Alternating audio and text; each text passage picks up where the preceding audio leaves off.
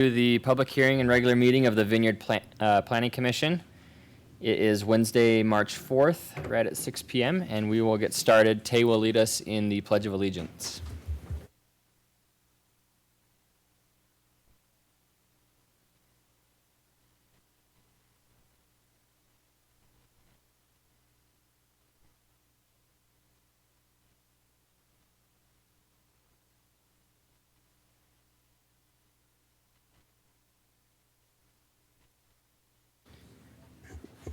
Thank you, Tay.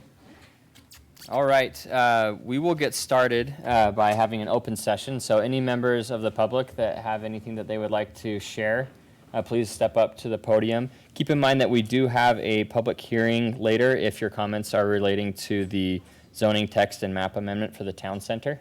But if there's anything that you want to bring up, please step up to the podium, state your name and where you live.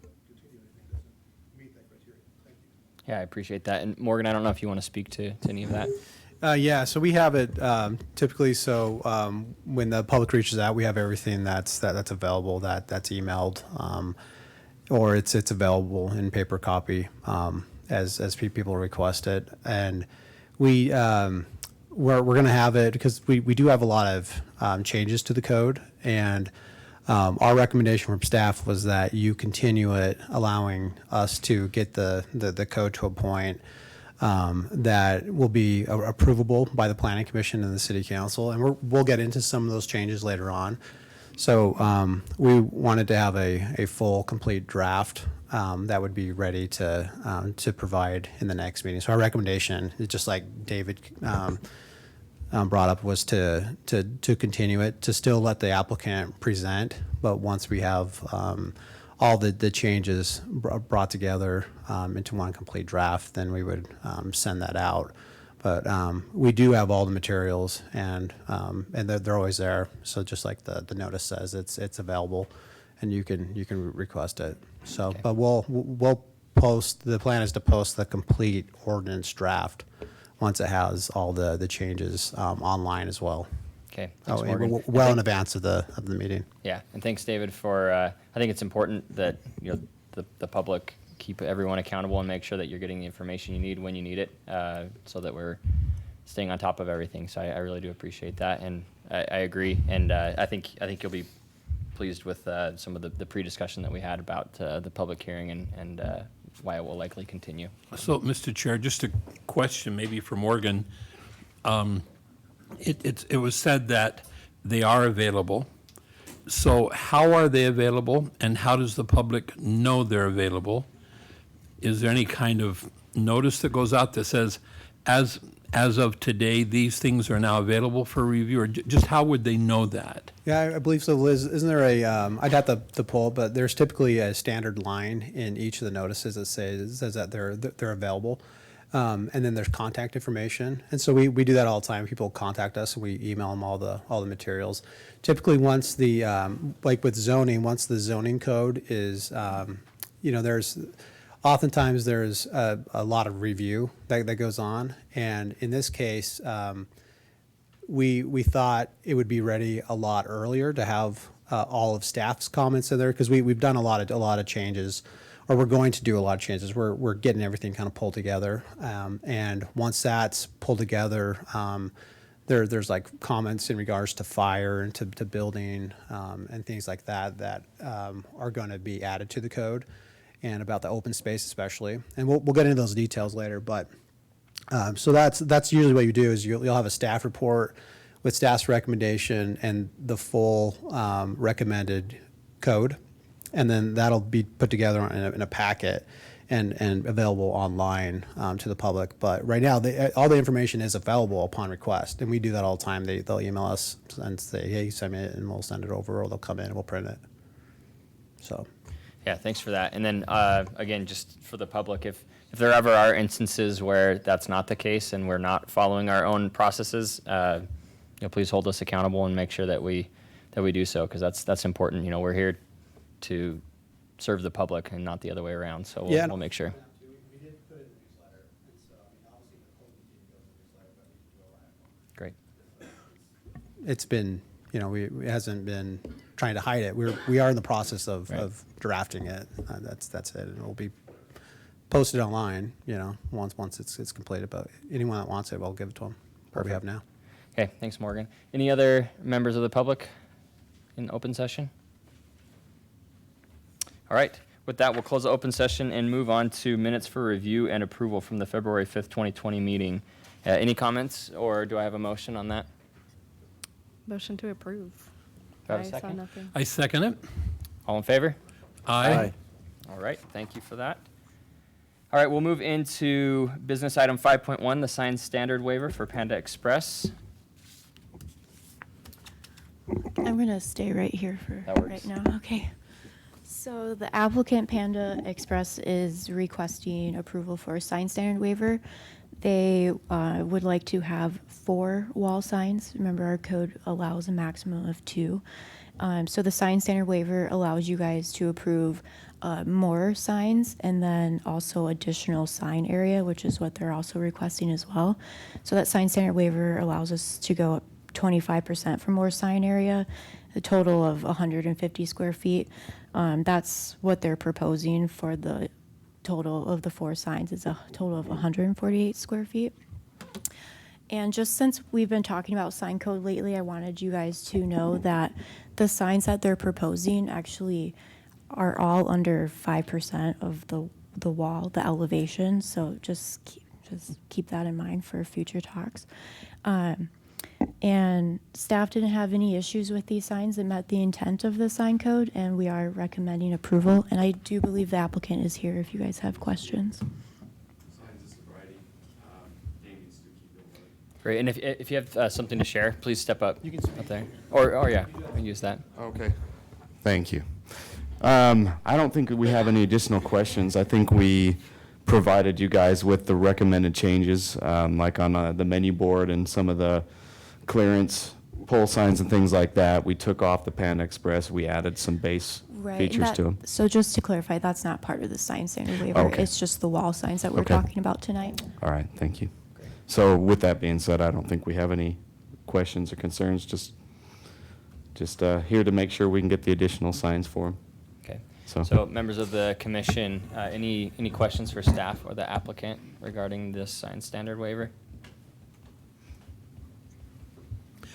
A question I would have is, why do we want to give the waiver? That is, I know the applicant is applying for it. What is the benefit to the city to give the waiver? And Liz, would you mind chiming in from the staff standpoint, and then I can share my thoughts? Yeah, sure. So we did the sign standard waiver to allow people, because our sign code is very restrictive, and we want people to have signage so people, they are visible. But it is up to you guys on how you want to handle it. You don't have to allow all 4. It's just what they're asking, and we can still follow our sign code as well. It's just to allow them to come to you guys and ask for more. For the applicant, I do have a question. If there were only two signs without the waiver, which faces would those be on? I believe they're on the east and the west, and we're asking for the north and south. I think the reason why they're asking for the additional signs is because with all their locations, they have kind of a standard. And as you guys all know, in the restaurant industry, one of the most important things is recognizability. You know, if all of a sudden the McDonald's Golden Arches turn purple, I would love that. That's my favorite color. However, it would confuse people, and so I think what they want is just to make sure that all their locations are consistent. And I think that's the only reason why we're asking for the additional two. And then, like they said, you know, in this case, we are ensuring that the additionals do fall in within the tolerances of what the sign standard waiver would allow us. So Yeah. just trying to keep everything consistent with all their locations is why we're asking for the additional two signs. Yeah, thanks for the clarity. Yep. And then, Tim, well, some of my thoughts on it were, our standards that we have, anything that meets those explicitly, we're okay with all the time. And then the waiver isn't necessarily for things that we're not okay with, but, we're okay up to that threshold within the waiver. But we just want to put extra scrutiny on it and look at it. And this is a great time, if you're opposed to it, to voice that. And if you want just the two standard signs. That's my take. So to the applicant, you said that currently the signs would be on the east and west? I believe so. Is that right? And so the waiver would give it to the north and south? North and south is west, and just visible with the directions of the traffic, that everybody would be able to see it, depending on what frontage they were approaching it. And if we were to limit it to 3 signs rather than the 4, where would those go? What portion of the building would not, that is the least important to have a sign? Because I'm just trying to understand, that's all. I think, do you have all the same pages that we do? I think on the next one, after it shows the elevations there, it should have, the legend there. that shows- Sorry, I do not have those on the staff report. So this would be the proposed north one if approved? Because you said right now they would go on the east and west? I believe that's what, was allowed without the sign. Without the waiver? Yeah. Let me just. Right, so that, Right up above it. It's almost identical for the north. Well, it's the circle sign for the north. Yeah. so it would be the circle on 3 of the sides and then the words spelled out on the south elevation? Okay, so they're not 4 identical signs? They're not. Okay, that's helpful. Yeah. And like I was saying, I mean, the Panda Express logo is something that people see, they don't even read it, they see it, and this is where they need to be, and so that's kind of why they want to have it on the 3 elevations, with, I believe, the lettering is from the parking lot. From the So they can- parking lot, okay. That's all, Mr. Chair. Any additional questions amongst ourselves or with the applicant? All right. Anyone have a motion they'd like to put forward? I make a motion to approve the sign standard waiver for Panda Express as presented. Do I have a second? I second it. All right, all in favor? Aye. Aye. Okay. Yeah, thank you. Thanks for coming in and for answering some of those questions. All right, we will now move on to business item 5.2, public hearing and consideration for the zoning text and map amendment to the Town Center Form-Based Code, Special District 3. I believe we'll have a presentation and an overview here. Keep in mind this is a public hearing, so whether decisions are made or it's continued, this is appropriate for residents to chime in and to share your thoughts and where you'd like to see this go. Morgan, did you want to start us off? Or?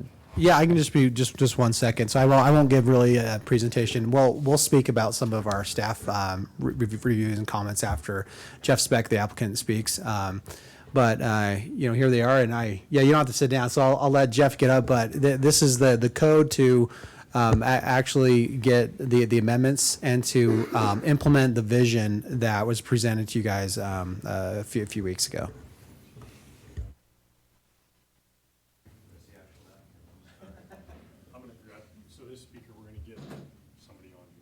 Okay. Technical, test run in the out here. Pete Evans with Anderson Geneva Development. So we're gonna conference in Matt. He was kind of the architect of some of the code revisions and you've met Matt. He was here last meeting. He was unfortunately not able to be here today. We had Jeff on speakerphone, sort of. It didn't work that great, but now Jeff's here and Matt's gone, so we've upped our speakerphone game, hopefully, and we'll get him on so that he can answer some of the more technical questions if you have them about the code and some of the reasons for the changes, the proposed changes in the code. But so we appreciate the opportunity to go through it. I know in the last combined meeting, we had some discussion on some of the proposed changes and why we had changed from the original version of the code and the plan which was adopted. I think this one refines that original code and implements better, and gives us the opportunity to execute better on the intent of the plan and on the vision for the whole area, the town center area. So I'll turn the time over to Jeff Speck. He's going to go through just kind of an overarching philosophy of design that we had as we kind of made this evolution and refinement of the plan, and then we can go through some of the specific changes that have been proposed and answer any questions that you have. Thank you. Thanks, Pete. Hi, everyone. Hello. Jeff Speck from Speck and Associates in Brookline, Massachusetts. On the phone, should I ask if you can hear me? Matt, are you there? Is he? I'm here. Great. Yeah, you're wisely muting until we need you. Thank you. Matt Lambert is on the phone. I understand to be a very high quality phone. From DPZ. So this is a partnership, this effort for Flagship. This is a partnership between Speck and Associates and DPZ. There's a slight complication, which is that I spent 10 years working for DPZ. So there's a lot of overlap there. In terms of roles and responsibilities, we've all been paying attention to everything, it's fair to say, but I'm much more, I'd say, of the planning big picture specialist, and Matt is much more of the detail code specialist, and it is Matt, principally with my review, it is Matt principally who did the edits to the code. So when there are code questions, I'll probably defer to Matt, and that's why he's on the line. We understand not to give away the punchline too quickly, but we understand, I think, that tonight is not a vote. Is that correct? And we're expecting a continuance. I showed up for a vote. I don't mind being here for a continuance, but I may not be here for the vote. So I just want to start by saying I apologize if at the vote I'm not here in front of you, but my goal is to give a presentation tonight as if there were a vote, so that you have the best possible understanding of the project in a holistic way. I'm glad to see some faces I haven't seen before. We were wondering how much it made sense to review some of the stuff that we talked about before. I know you've seen the plan a number of times. Some of you, but not all of you, have seen kind of the theory behind the plan once, but only once.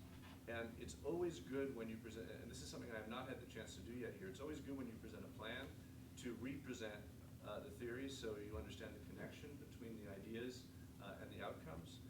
So I'm delighted to be able to do that tonight.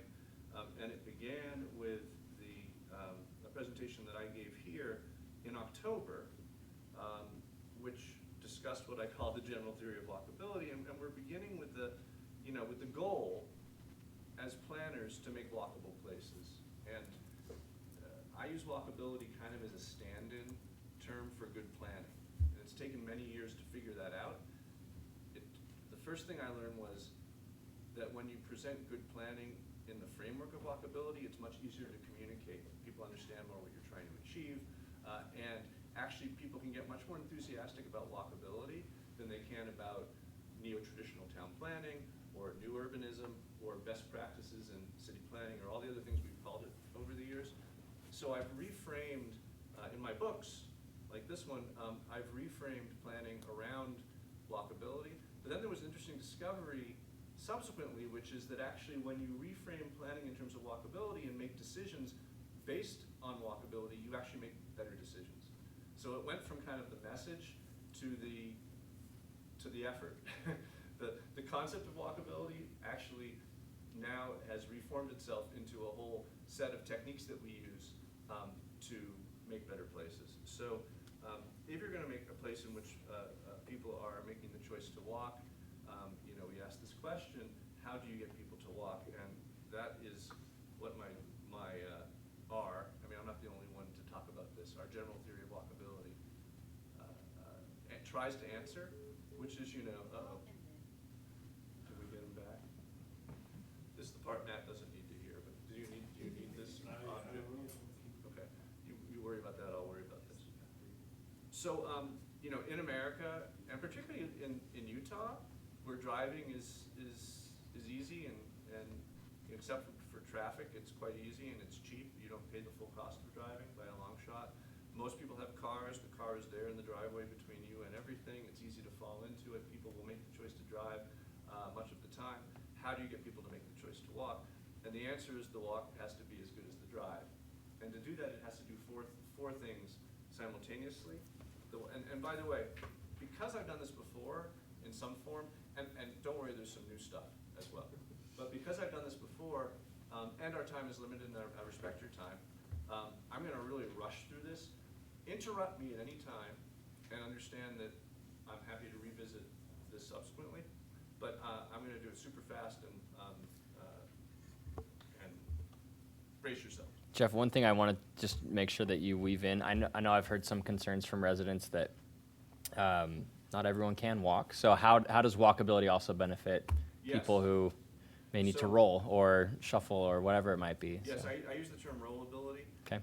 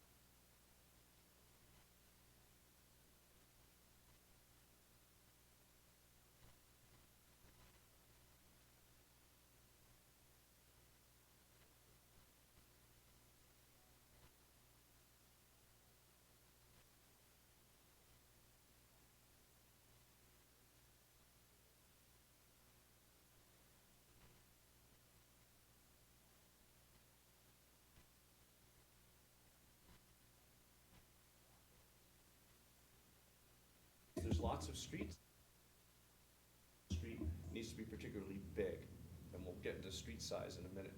So sprawl, clearly not compact, not diverse, you know, the same house over and over again, and not walkable. And I'll move over here, but you can see that there's lots of streets.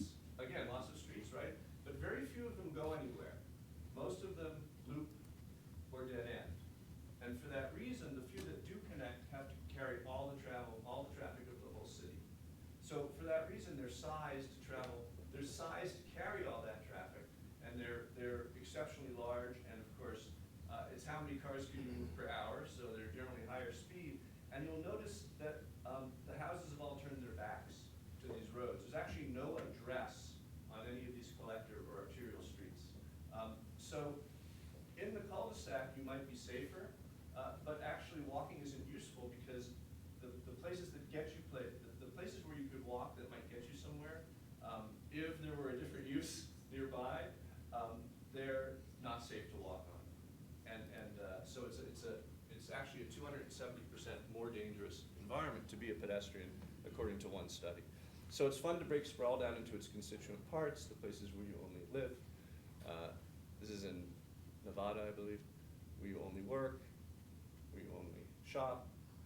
And of course, if you separate everything from everything else and reconnect it with automotive infrastructure, then your highway system has to get larger and larger. The amount that we invest, this happens to be in Massachusetts, but the amount that we invest in our road surface so that we never have to wait more than one cycle at a light, because you know that's so unpleasant, has become a primary sink of our public funds. This is not Photoshop. An engineer named Walter Kulash took this picture in Florida. The experience of a driver we know can be very, very unappealing. But this is the most important image in terms of making new places. This is probably the most important image I'll show you because it contrasts the two models, left and right, the sprawl model and the traditional neighborhood model. And what makes them different? Well, yes, how big are the uses? How far apart are the uses? It's the same uses, right? But how big are they? How far apart are they? But also, do you have a dendritic, what's called dendritic, a branching street system with locals, collectors, arterials, and highways, as on the left, or do you have a networked, porous grid? There's actually 21 ways to get from here to here. And the irony of this system is that this system was designed for cars, right? It's designed around cars. But if you have one engine fire on your collector road, the whole system shuts down for the afternoon. Whereas here, again, there's 21 ways to get from here to here. So this system that was not designed initially for cars is exceptionally adaptable and works very well for vehicles. So now, in addition to making the uses closer together, making the uses smaller, mixing them up, it's also a key focus of the work we do to have a network of blocks and not a dendritic branching system. So, yes? Is your mic on? Is it green? It is, but I haven't been talking into it. Oh, wait. Oh, no, now it's greener. Okay, sorry. I can hear the acoustics in here pretty good, but. So, you know, in the area around this site, this is an image, despite its virtues and the skill of its developers. This is an example of that system where you can see that the collector roads actually have no addresses on them, and the interior local roads are loops. Interestingly, in this area, there's very few cul-de-sacs, very few dead ends, but there are a lot of loops, and the collector roads don't have addresses on them, so you have this condition of walls up against the street and internal street networks. So that's a big part of the useful argument. We're almost done with this first category.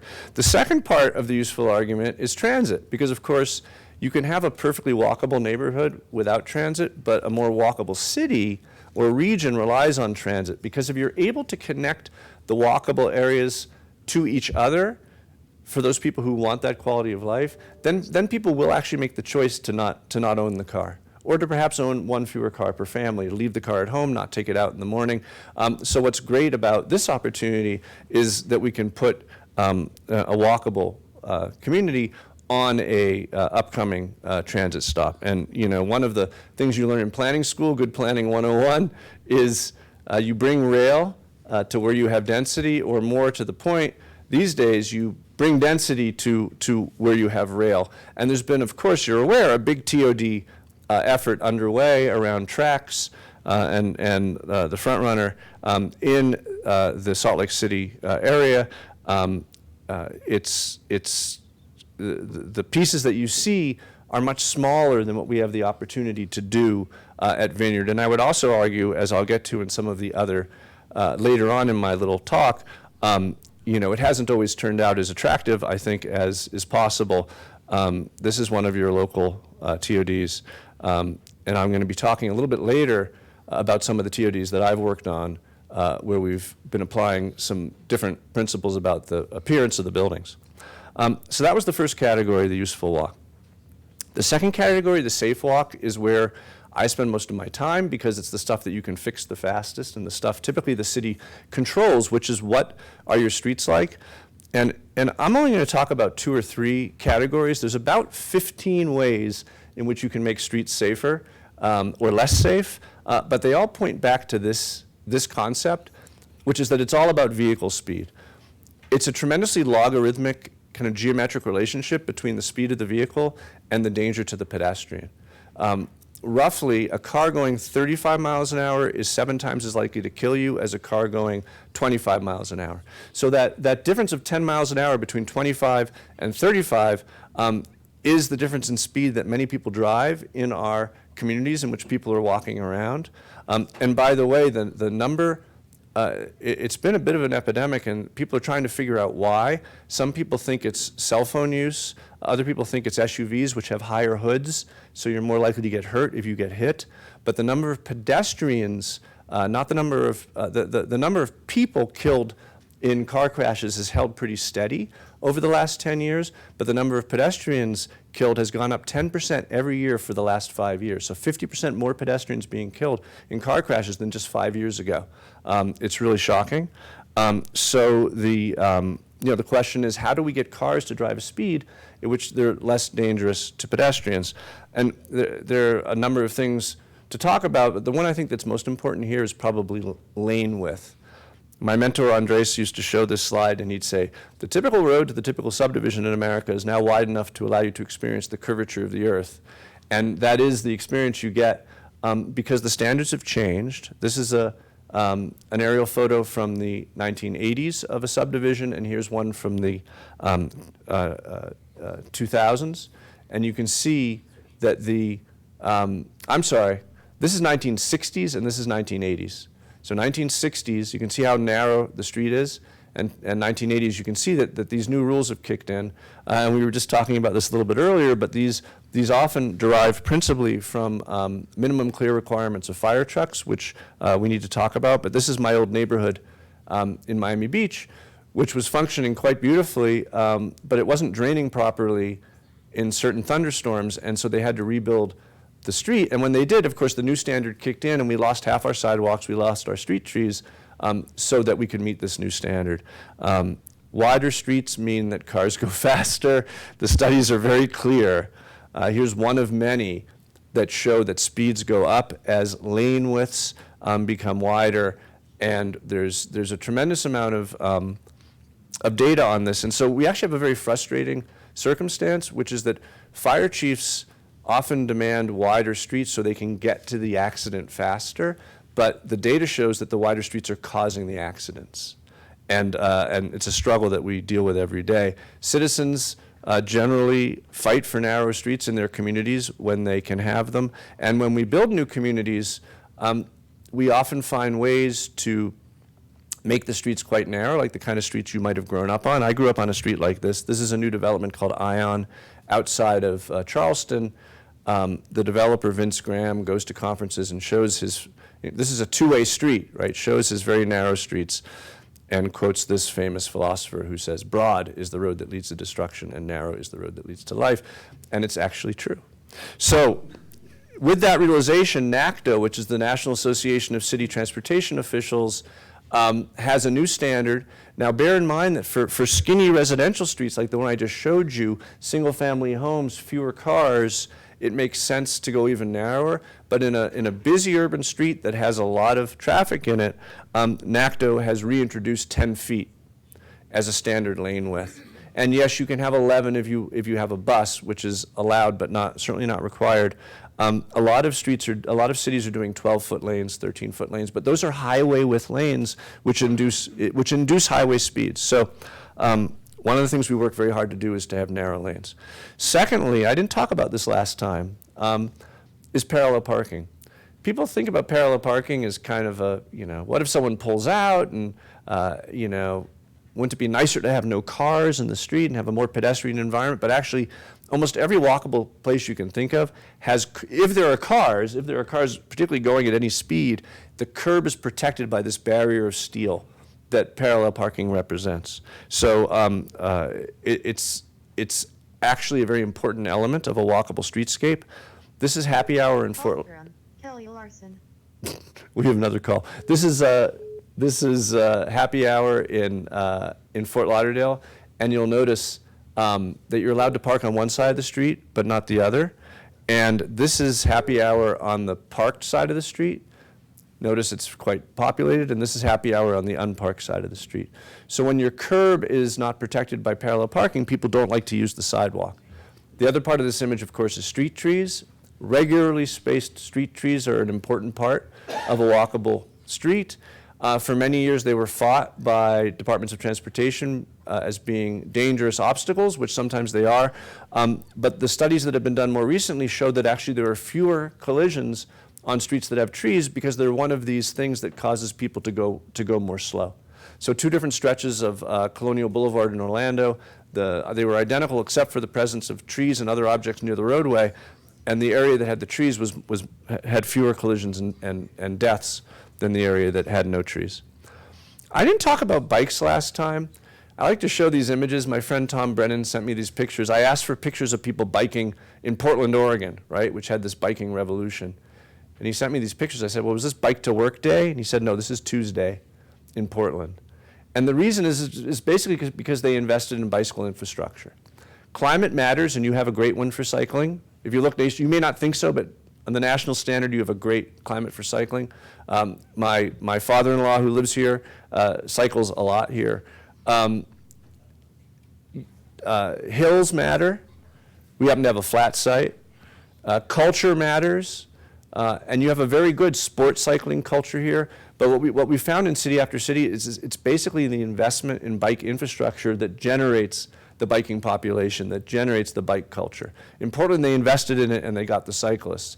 This is Pittsburgh, and we see here kind of the gold standard, which is the bikes separated from traffic and protected by parked cars. See that? Those cars are parked that are protecting the bikes. Here's the same solution in Chicago. You can do it on one side of the street, 2-way. You can do it on 2 sides of the street, 2-way. This is Prospect Park West in Manhattan.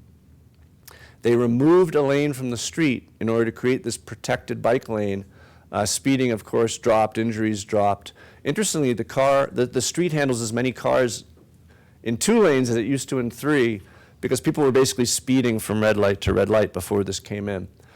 This being New York, of course, there was a 5-year drawn-out lawsuit around the bike lane. Eventually, the bike-hating NIMBY trolls grudgingly surrendered to reality. But I showed this cover picture from the Village Voice to contrast it with this, right? Which is what this used to be considered an adequate bike lane.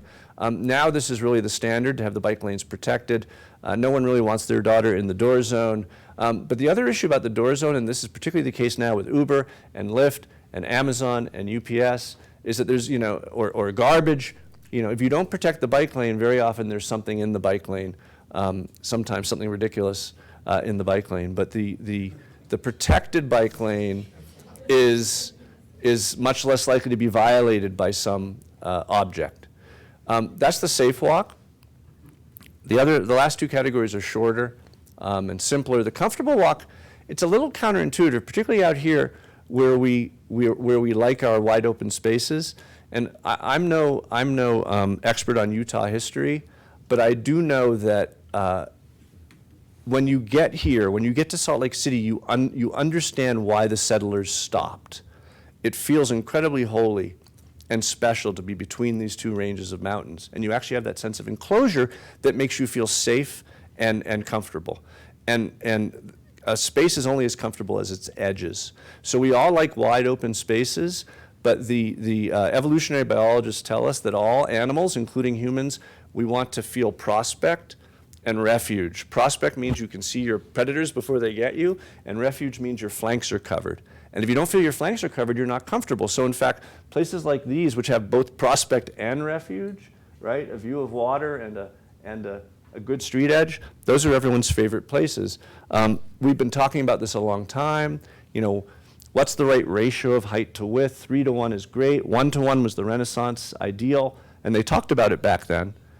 Beyond 6 to 1 or so, you don't really feel enclosed anymore. So what can you do to make those street spaces feel enclosed? You know, Salzburg is a dream at 6 to 1. The opposite of Salzburg, I joke, is Houston. This is an old picture of Houston. They're doing much better than this, but it's important to remember that that front parking lot, or that block that's lost to a parking lot, and you see this a lot in Provo and in Salt Lake. When a block becomes a parking lot, you lose that sense of enclosure and comfort. So we try to have all our parking lots hidden. And this local example of a little shopping street, you know, it's still an auto-oriented, you know, surface mall effectively, but they made an effort. They created a main street, and it's a much more effective space than your typical strip center, right, which just has shops up against a parking lot. You'll notice, though, that is in the south of this image. There's a huge residential neighborhood to the north of this image, and no one's going to walk between them. Ignore the fact that there's no crosswalks, but when you're making that transition below this oval about, this is the image, right? So there's no spatial enclosure, and that lack of spatial enclosure makes it uncomfortable. And then finally, the interesting walk, and I have some new images here. Talked about 1 to 1 being the ideal ratio in the Renaissance. This is a 1 to 1 proportion, but no one wants to walk here in this spot in Grand Rapids because you know, one side of the street is an exposed parking deck, the other side is a conference facility that looks like a exposed parking deck. It's horizontal, it's repetitive, it's a long building for the same thing, it's blank walls, it doesn't show signs of humanity. We humans, we're among the social primates. Nothing interests us more than other humans. We want signs of humanity. You know, we've since learned that it only takes about 20 feet of housing or shop to hide a 200-foot parking deck. And that's a lesson that developers here in Utah also understand. And this idea of the wrap, which figures a lot in our plan of parking lots wrapped by housing and other things, is key to a lot of the work that we do, so that parking can be hidden. I wanted to bring up another issue, and this came up in a staff discussion we were having last night. Another way that people try to create interests in buildings is by mixing up the materials in the facade. And this idea of facades in which you've got a little bit of everything, I think has been kind of the contemporary developers' answer to people's fear of scale, fear of big buildings, fear of, you know, of not wanting something large in your neighborhood, so they break it up into all these small pieces. I found this on Twitter, someone poking fun at this. There's so many new buildings that look the same. They call it developer modernism, also known as beige box revival, earth tones and rectangles, and normcore. And it's these buildings made up of lots of little pieces, which your current code encourages in order to create variety. This might make sense when you're doing just one building. The issue is when you're doing a whole neighborhood or a long block, it just becomes one big blur. And every place begins to look like every other place. And that's what you see happening in this facade here. It's just a little bit of everything, all mixed together. You don't know where kind of one building begins or the next ends. We use a different strategy, and we call it demise lines. This is one building in Portsmouth, New Hampshire. Here's another this is one building also in Portsmouth, New Hampshire, where you pretend that it's multiple buildings. And that sounds a little preposterous, but we do it all over the place now. And the reason we do it is that buildings are too large now. You know, that the scale of development is no longer at a scale where people can relate to it. That's just how fast-paced, modern, large infusion of capital development happens in America and in the world. And so an antidote that we've developed for this is called the demise line, where you pretend that one building is multiple buildings. And so the codes we write talk about how this one happens to be in Somerville, Massachusetts.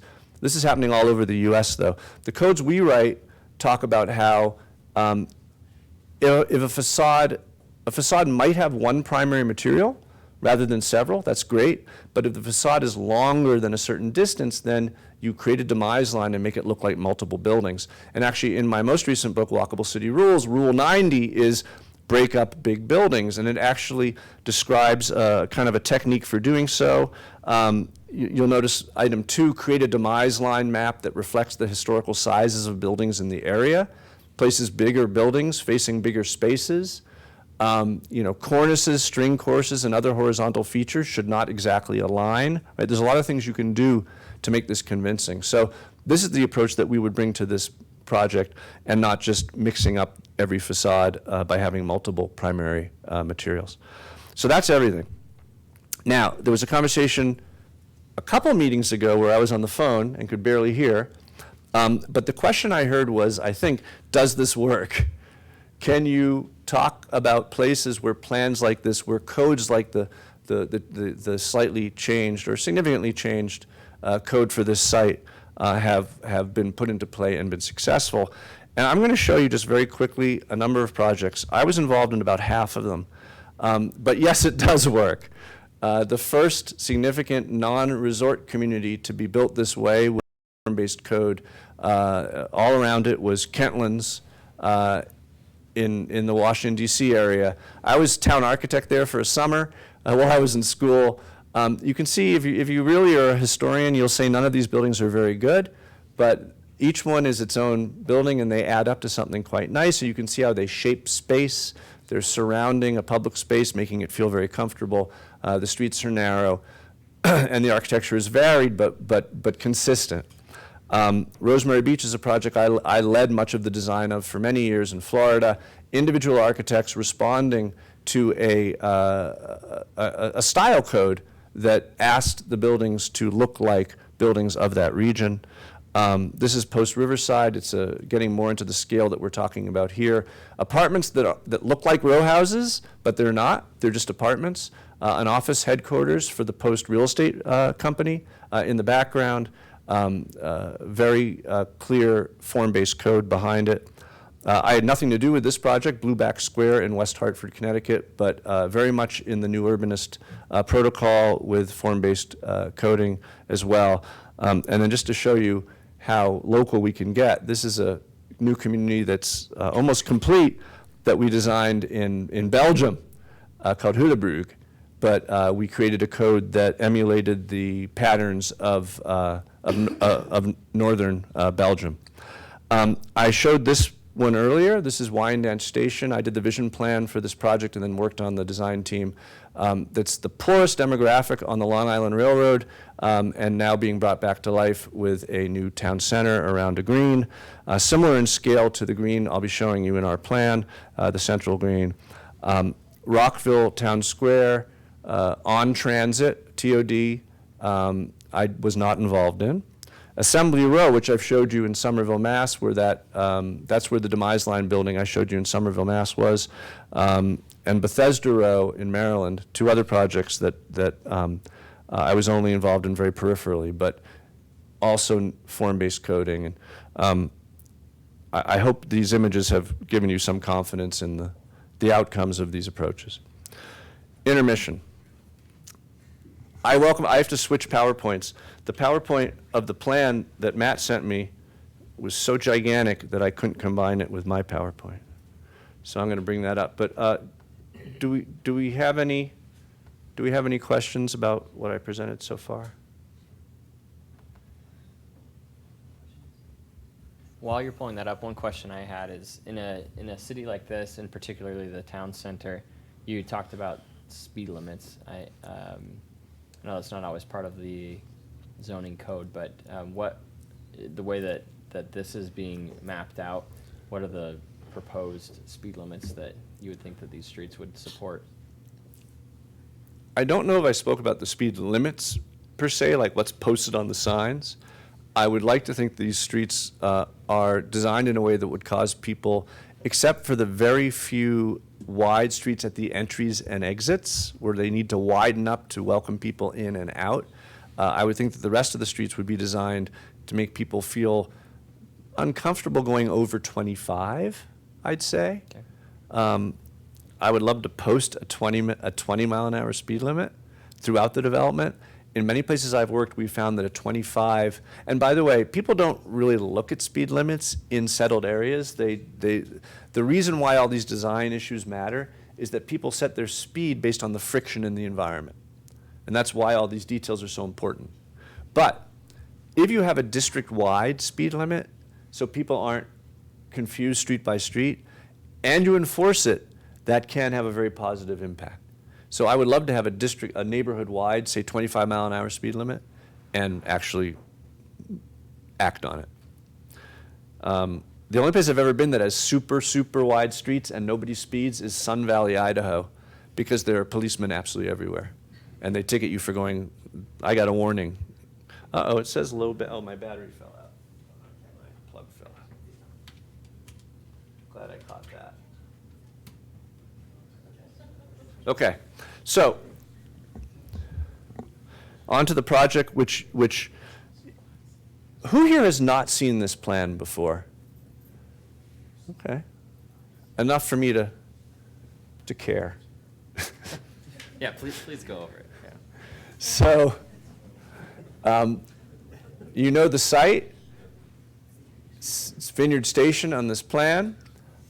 It's quite a large site. It's adjacent to the beautiful Utah Lake, as well as to a front-runner station that's arriving. I think all the images from here on in, we're going to rotate it 90 degrees, so north is to the left, just because it fits better on the screen that way. The front-runner station is coming a little bit to the right of where you see the R in the UTA front-runner up on the top of the site. That's where the station is coming. And what we always do when we start a project is we do scale comparisons. It makes you understand exactly how much land you have. And people are always surprised how much land they have. Here's Park City, Utah, superimposed, a place where I've spent a lot of time, superimposed. You can see that basically the entire village, at least the areas you'd walk around, fits on this site. The majority of Daybreak, not all of it, but a big piece of Daybreak, maybe about half of Daybreak fits on this site.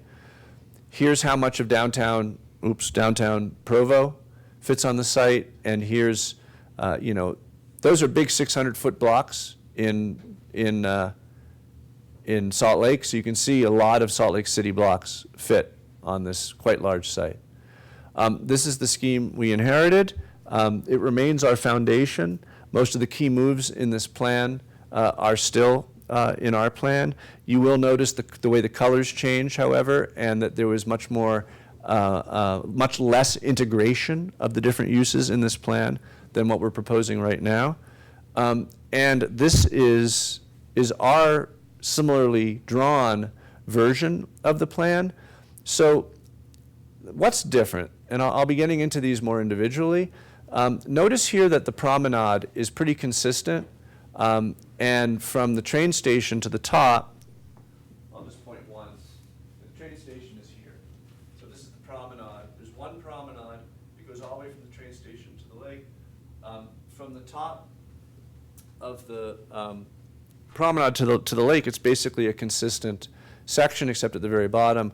And we've made an effort to turn the promenade into a series, and I'll take you through it, a series of different experiences, from kind of a shared pedestrian and driving street to a central square, to a boulevard, to a green, to a park. That's one important thing. You'll also notice in our plan that there's a second promenade. We thought it was important to have one that reaches to where the best beach is, up against the lake. So you see at the center of the plan, pretty much geographically central, you see a second promenade. And by promenade, we mean two thin streets with a big green area between them. So it's a place for walking and driving, but slow speed and comfortably. And then you'll see that the two promenades are connected by a main street that is a boulevard. You see the green in the middle. Now notice here the main street was basically just a street. And the street entered from the south, which is on the right, and it went north and then curved to connect to the connector as a street.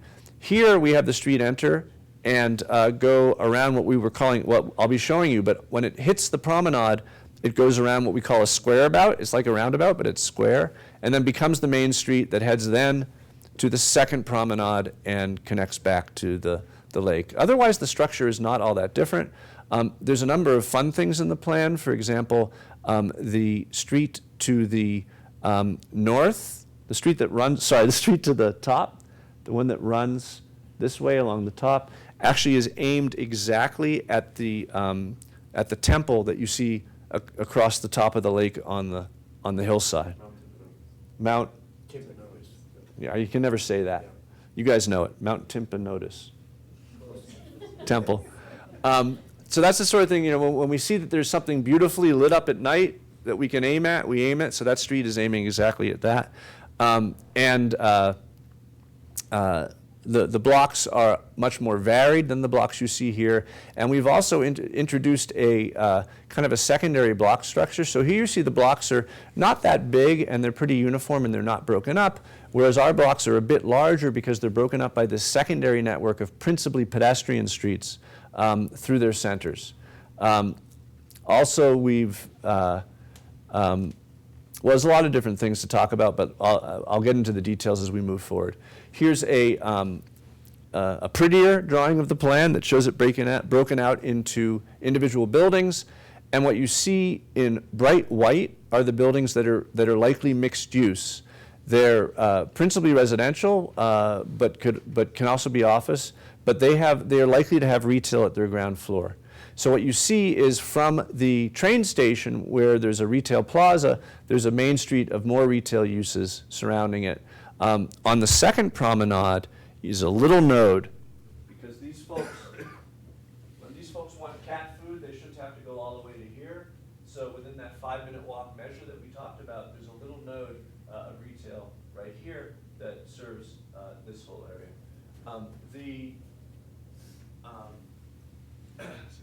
The blue buildings are civic buildings, so things like a fire station or a new city hall are shown down here. We're hoping to have a performing arts center in this location, a number of museums. There is a school site being reserved here at the end of this axis, and different recreational and other buildings. But as well as meeting houses, as a true neighborhood, most of your daily needs are within walking distance. This talks about some of the different buildings. So in brown, you have your mixed-use buildings. In that odd kind of lilac color, you have office buildings. Civic buildings are blue. And then you have larger multifamily buildings and then smaller multifamily and townhome buildings.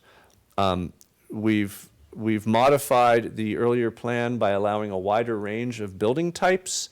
The existing code had only a couple building types, and a good number of the buildings that we would like to see on the site were actually not legal under it, which is one of the main reasons why we needed to modify that code.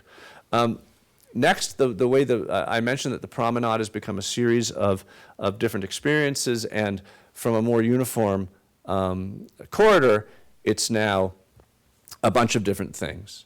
So it starts at the top with a transit plaza surrounded by retail with a market pavilion on it. And then as you head toward the lake, which is west, there's a shared use market street I'll be showing you. Then the central plaza or civic plaza or square about, you see there at the very center. Then it becomes a linear promenade of a more classic urban type like Commonwealth Avenue in Boston, which I'll show you.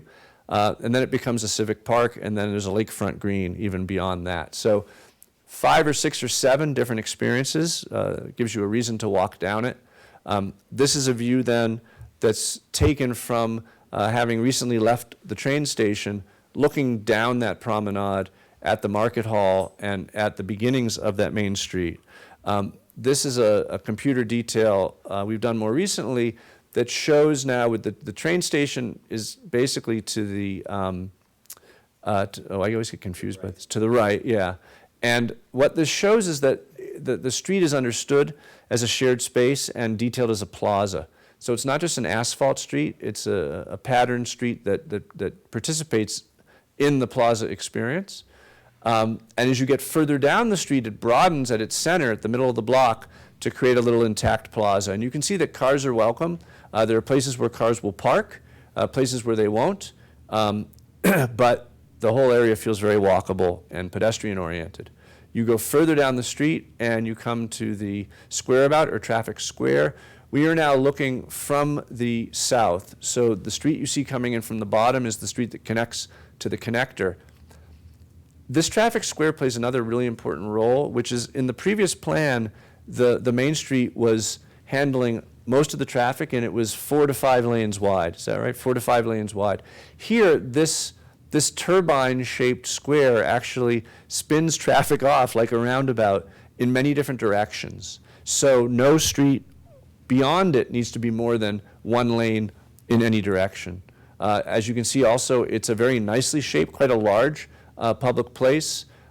Here's another view of it, looking now from the market hall that's at the train station, looking at the top. Actually, no, you're looking from the right side of this slide now towards the left side of this slide. You're looking over the squareabout and then all the way down to the lake, down the promenade. And one model, although a much more urban and busy place, is the Campus Martius in Detroit, which functions similarly in terms of traffic. It has more traffic, it's the middle of a big city, it has more lanes, but you can see how they've managed, even though surrounded by traffic, to carve out this very useful, versatile public space, a 4-season space. It's about the same size as what we're proposing here. And then you go further south and you have what I was referring to as the Commonwealth Avenue experience. Now you notice on the right, the blue building is a site reserved for a museum. It terminates the Main Street view. So you look down Main Street and that's a prominent building there.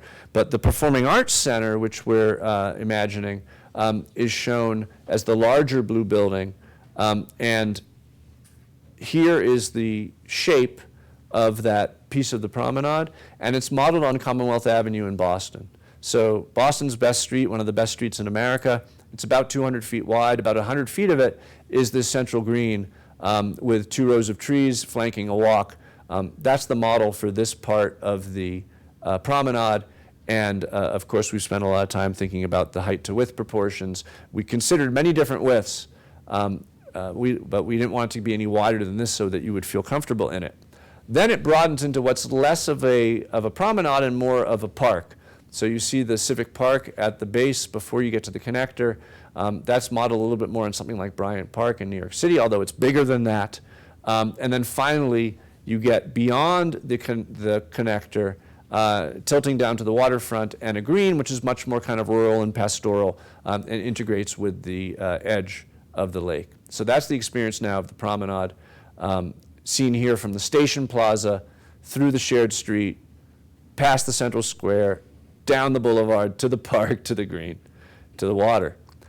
I mentioned how our blocks are a little bit larger than the earlier plan so that they could be broken up by this secondary network of pedestrian ways. So these mid-block experiences. One place you find this is in Pasadena, California, where they took all their rear alleys and connected them into a secondary pedestrian network. Cars would be able to fit back here, but they probably wouldn't be allowed back here. And it's this place mostly for strolling and slowly biking that's in the middle of these larger blocks that are near the transit station. Most European downtowns, of course, have main streets that are walking streets.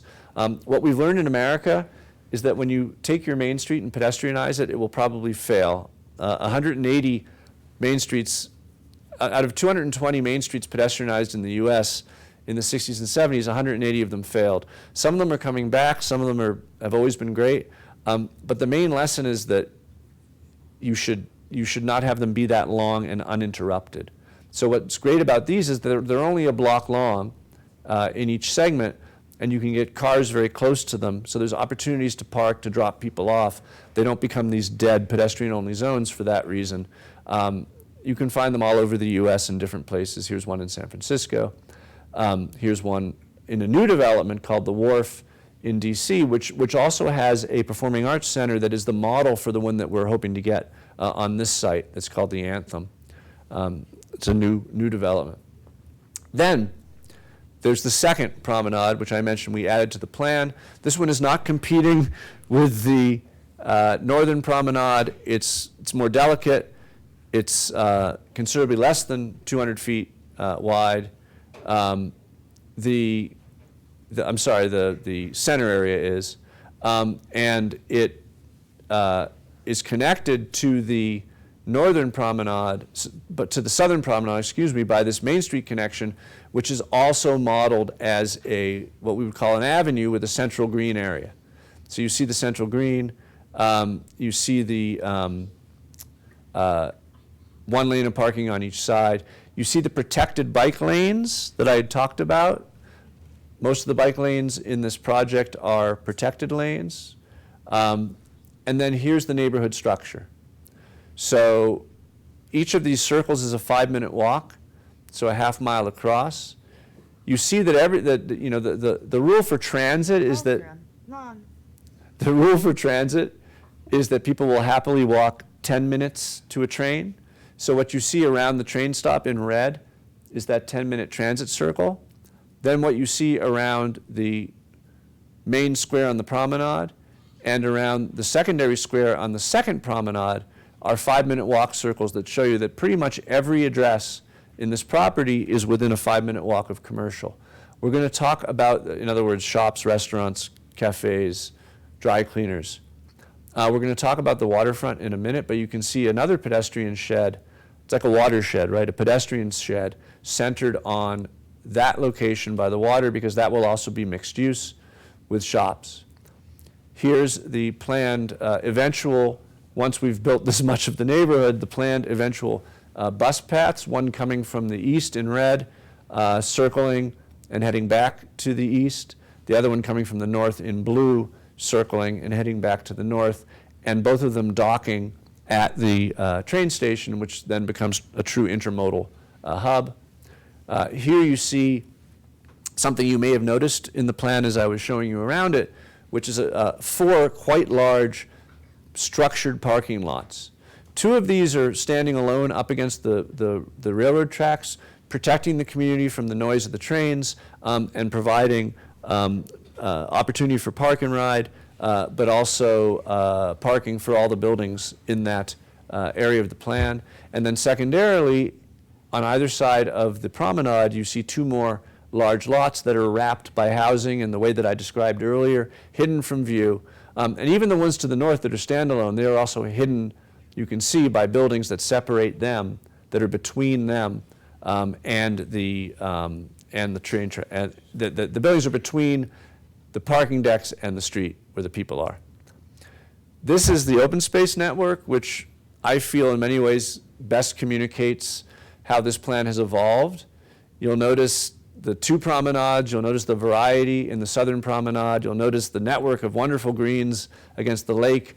The parks to the north were always there. We've reconfigured them somewhat, but that's from the original plan. And if you compare it to what we had before, you can see, I hope you feel that it's a much more sophisticated, integrated, and permeating network of open spaces, so that you're never more than a block or 2 from some really nice public space experience. Then the car distribution, the areas in purple, as directed by our traffic specialist Ryan here, who many of you know, the areas in purple are the only areas where you have to have more than 1 lane in any given direction on a street. So at the mouth to the south, where it meets the connector, it broadens quite a bit to have turn lanes in all different directions. And then that purple area is 2 lanes in each direction. Similarly, to the west, near the lake, you see a second place where we have to have wider streets, but every other street can have 1 lane in each direction and no more. And you can see the distribution to grid, the way that these 2 turbines are spinning off the traffic. And as I mentioned earlier, by having that porous network, by putting the traffic on many different streets, no one street needs to be very big. And this drawing just gets into more detail about the different street types. And I'm not going to show you all of them, but each one is different. There are higher volume and lower volume streets. There are more urban streets and more suburban streets. This shows how the bicycle lanes are handled. When you're on the bike loop, the bike lanes are between the cars and the sidewalk, protected in the Copenhagen style. Now here's a street without bike lanes in it. The traffic is slow and the bikes can mix. And what these series of slides are showing is basically how from the downtown urban condition, you can see the shops, to the higher density apartment condition, to the slightly lower density apartment condition, the buildings become, more urban and less urban. They set back more, they become less tall, and the street space becomes a little more ample and suburban from the edge, from the center to the edge. Finally, I want to show you the lakefront green, which has been reconfigured. Shown here, the county road is sweeping in front of a what we're calling a boardwalk with live, work, or mixed use units along it that aren't that big. These could be inns, they could be apartments, but the ground floor in this area is reserved for commercial use.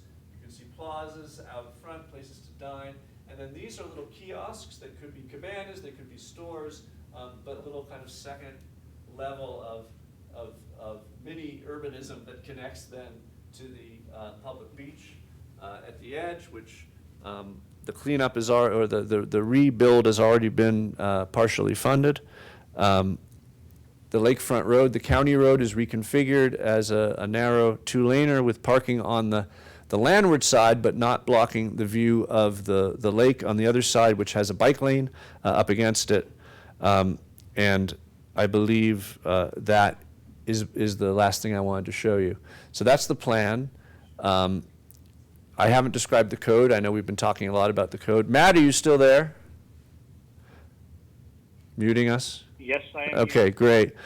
So Matt is here, and I am here also to answer code questions. But thank you for your patience. That took a lot longer than I thought it would, and you've all been very attentive and kind. So let's open it up, and we're here as long as you want to be here. Thank you for that. I appreciate it. Morgan, at this point, would you recommend that we dive in and talk about some of the staff discussions with the applicant? Or do you think this would be the ideal time for a public hearing? Yeah, you know what I can do, just so the public has kind of all the information, is I can do just a real quick run through, and I mean like 5 minutes, of where we're at in the review process. Now, we're still going through the code, so I don't really want to get into into a lot of detail because we're making changes. In the next staff report and meeting, we'll have a comprehensive list of what's changed. But I can jump through this fairly quickly. Let me see here. Oh, I got to get plugged in. And while he's pulling that up, commissioners, if you haven't already, I know in our work session we shared a lot of our thoughts with staff to work jointly with them outside of these meetings. But if you have things that you want to discuss and make sure that staff brings to the attention, this would be a good time to bring it up as well. So as Morgan goes through, if any ideas pop in your head that you want to make sure we see in there, or things that you really like or are uncomfortable with, this is a good time to bring that up. Absolutely. So this is a zoning map and a text amendment. So the map, as you've seen, will change a lot. And so we've kind of gone through the purpose of the amendments. Jeff did a great job at bringing us through the vision of the plan. There are elements that have already been approved. Really, the uses, the residential office, the mixing of uses within structures and on the same site has already been approved. So these are kind of carryovers. The residential density, so the applicant has indicated about 5,000 to 6,000 units. In addition, potentially up to 1 to 3 million square feet of commercial as well, which would include retail uses. So those are things that have already been approved. So I kind of want you to know sort of what the limits of this text amendment are. It's not necessarily a discussion of residential density. Those are things that are already entitled through the development agreement and the code that was in place before. The earlier lake promenade in Geneva Park, and then also the RDA provided a substantial investment to reimburse backbone infrastructure and parking structure, backbone infrastructure and the parking structures. We wanted to ensure that when this developed out, that we were utilizing the land to the greatest extent possible and not doing large blocks of just surface parking areas. The proposed code, and I'll try to jump through these quickly, it will, sorry, just talk about some of the main things that as staff that we looked at, that we're still working with the applicant on. In the vision statement, we'd like it to provide some more language for energy and water conservation and also economic development. That needs to be really kind of a part of the overall vision of the site.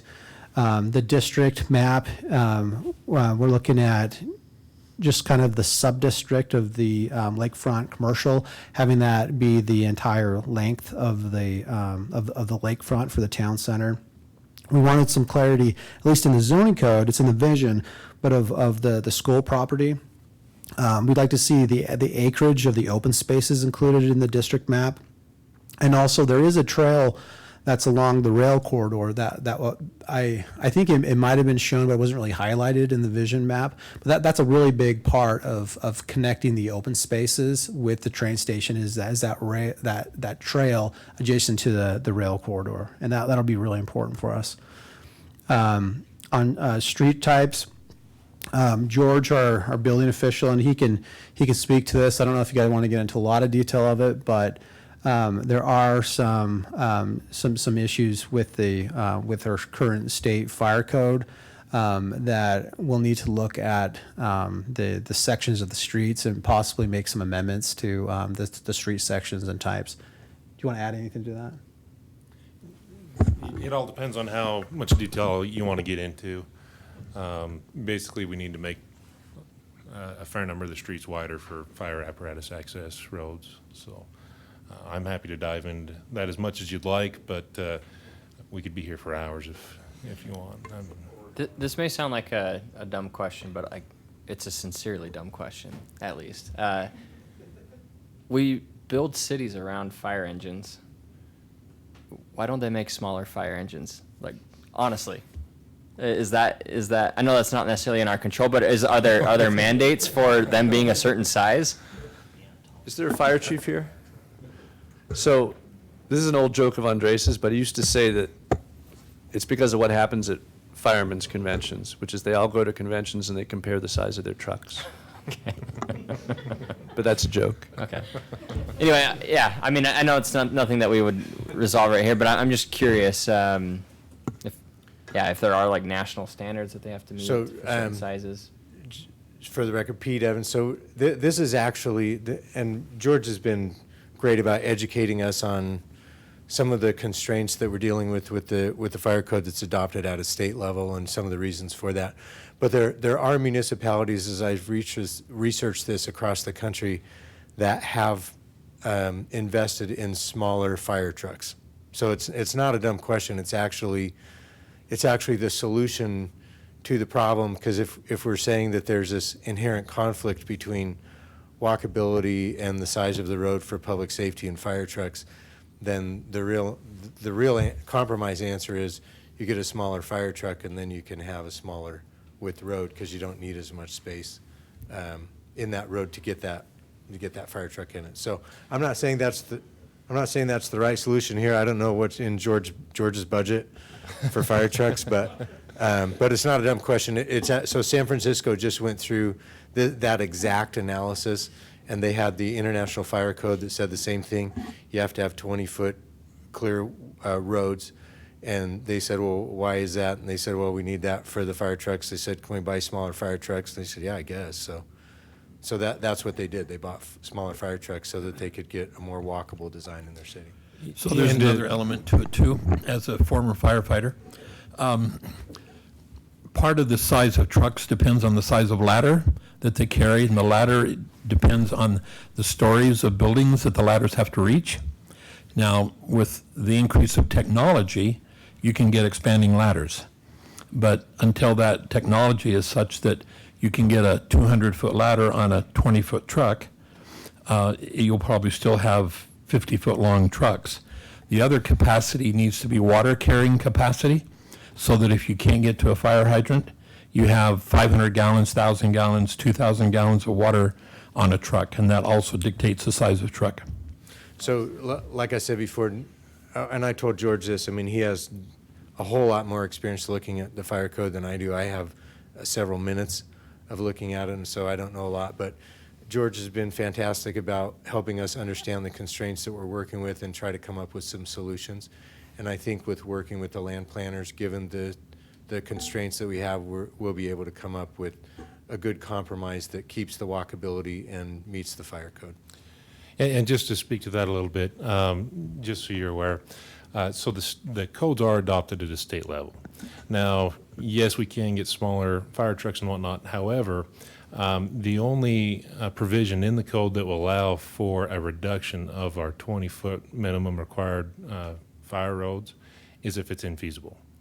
And when we're dealing with a blank slate, I think it's pretty hard to claim infeasibility. So we could do smaller than 20, but we'd have to change it at a state level, and we don't have the power to do that at a local level. And I can elaborate, and I think put a finer point or slightly contradict something that you said, which is that we actually don't, based on the conversation we had just a few minutes ago, we don't have to change many of the streets at all.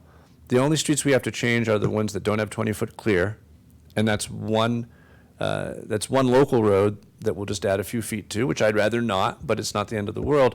But then the only real challenge are the promenades, which have one lane of traffic against parked cars on either side of the promenade.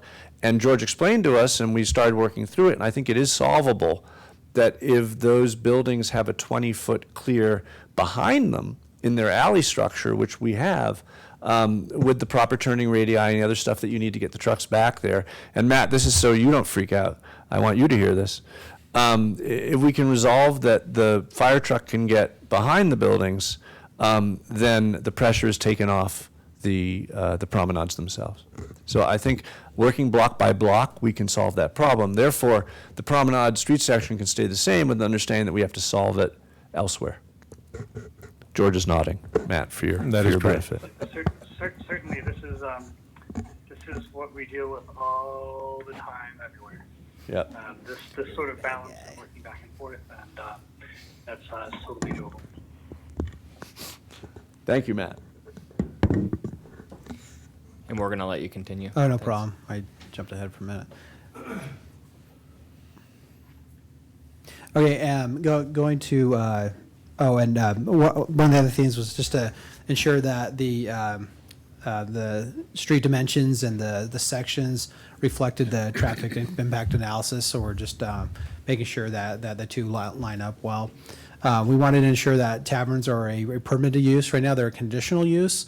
What you run into that with that is that if you had someone on the planning commission who made a very arbitrary condition on something like that, then it puts us in a spot where we could get sued.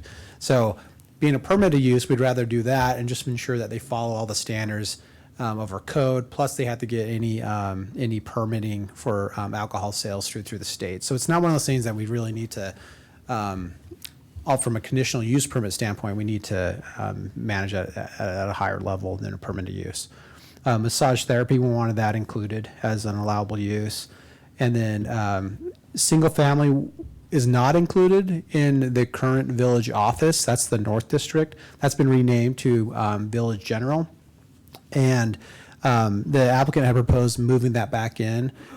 We'd like that the uses just to stay consistent. We don't want single family up there. With the downtown, we wanted to ensure that the downtown had a true downtown feel, and we have some great single family neighborhoods already. So we wanted to kind of focus those, keep the single family where they're at now, and have this be more of a downtown land use. The building types were removed, and the building standards were put in. We're looking at materials being amended to allow for stucco. And I don't know why I really wrote that, because it's allowing for more of kind of what Jeff talked about, more of the ability to use a single primary material instead of having to put several primary materials on the architectural design for the elevations. The patio requirements are being proposed to change. Right now, all the units are required to have some sort of square footage in a patio format. And we feel like to get a better variety of unit sizes and pricing, patios could be used for kind of the more expensive units and then allowing us to have more cost-efficient units that may not have a patio or have a lot smaller one. Right now, all of them have a minimum height requirement. No maximum height is in the station or the TCMU districts. And height from the draft to what staff is requesting is that it be lowered to 3 stories in the lakefront commercial district to keep view sheds. However, we're working with them now to possibly allow certain parcels along that corridor to go above the 3. But the main point is to keep a view corridor of the lake and not blocking it off. There's been a few changes in the building mixes. The Village General District is now allowing for residential, and there's not a cap. I know there are plans to put some commercial square footage in there. The residential square footage has increased from 30 to 60% in the lakefront commercial district. So the allowable square footage. And then we're looking at providing kind of designated areas in the downtown where retail has to be on the ground floor. So we've talked about Market Street.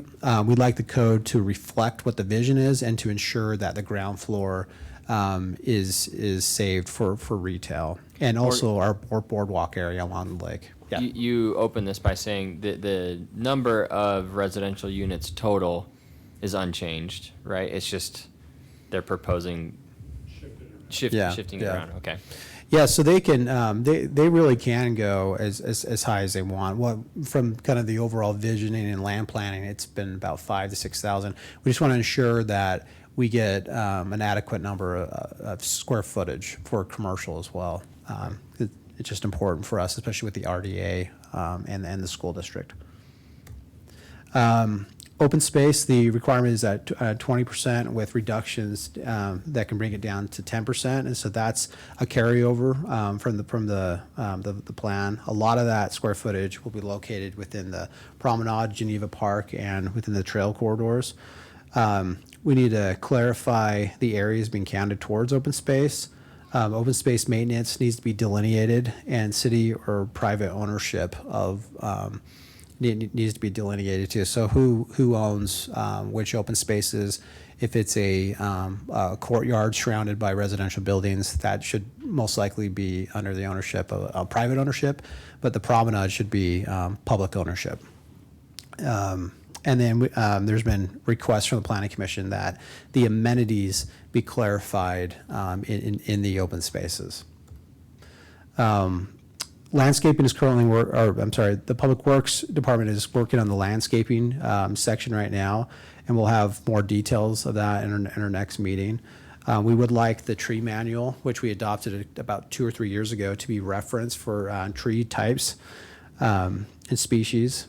And then it talks about screening of utility meters, and then also options for garbage refuse. So ensuring that it stays screened, but there may be some alternatives. There are some pretty interesting techniques for garbage in downtown areas where they're like underground and they're hidden, and then they basically lift up and elevate when the truck comes. And so there's some cool things that we would like to kind of explore since this is a ground up downtown. It'd be neat to look at these now. Parking, there's a lot of parking structure. Shared parking is really important for this, and that's included in the code. The residential parking dictates that there's 1 space per bedroom or 1.5 per unit, whichever is less. And so that's something that we need to work with them on. There's a lot of studies of mixed-use districts in regard to parking that we'll dig into a little bit. But how it's been planned, this type of plan where it's very walkable next to transit, mixed uses, really does lead to allowing a reduction of parking. From our perspective too, from the city, we don't want to invest too much into something because we are investing a lot into it. And so there's a kind of a financial thing from the city as well. So we want to make sure that we build the amount of parking that we need, not oversupply, but also not undersupply, because we have run into that issue in our city. There's a provision that allows the planner to increase or decrease the parking requirements by 30%. And then there is the ability to require a parking spillover management plan.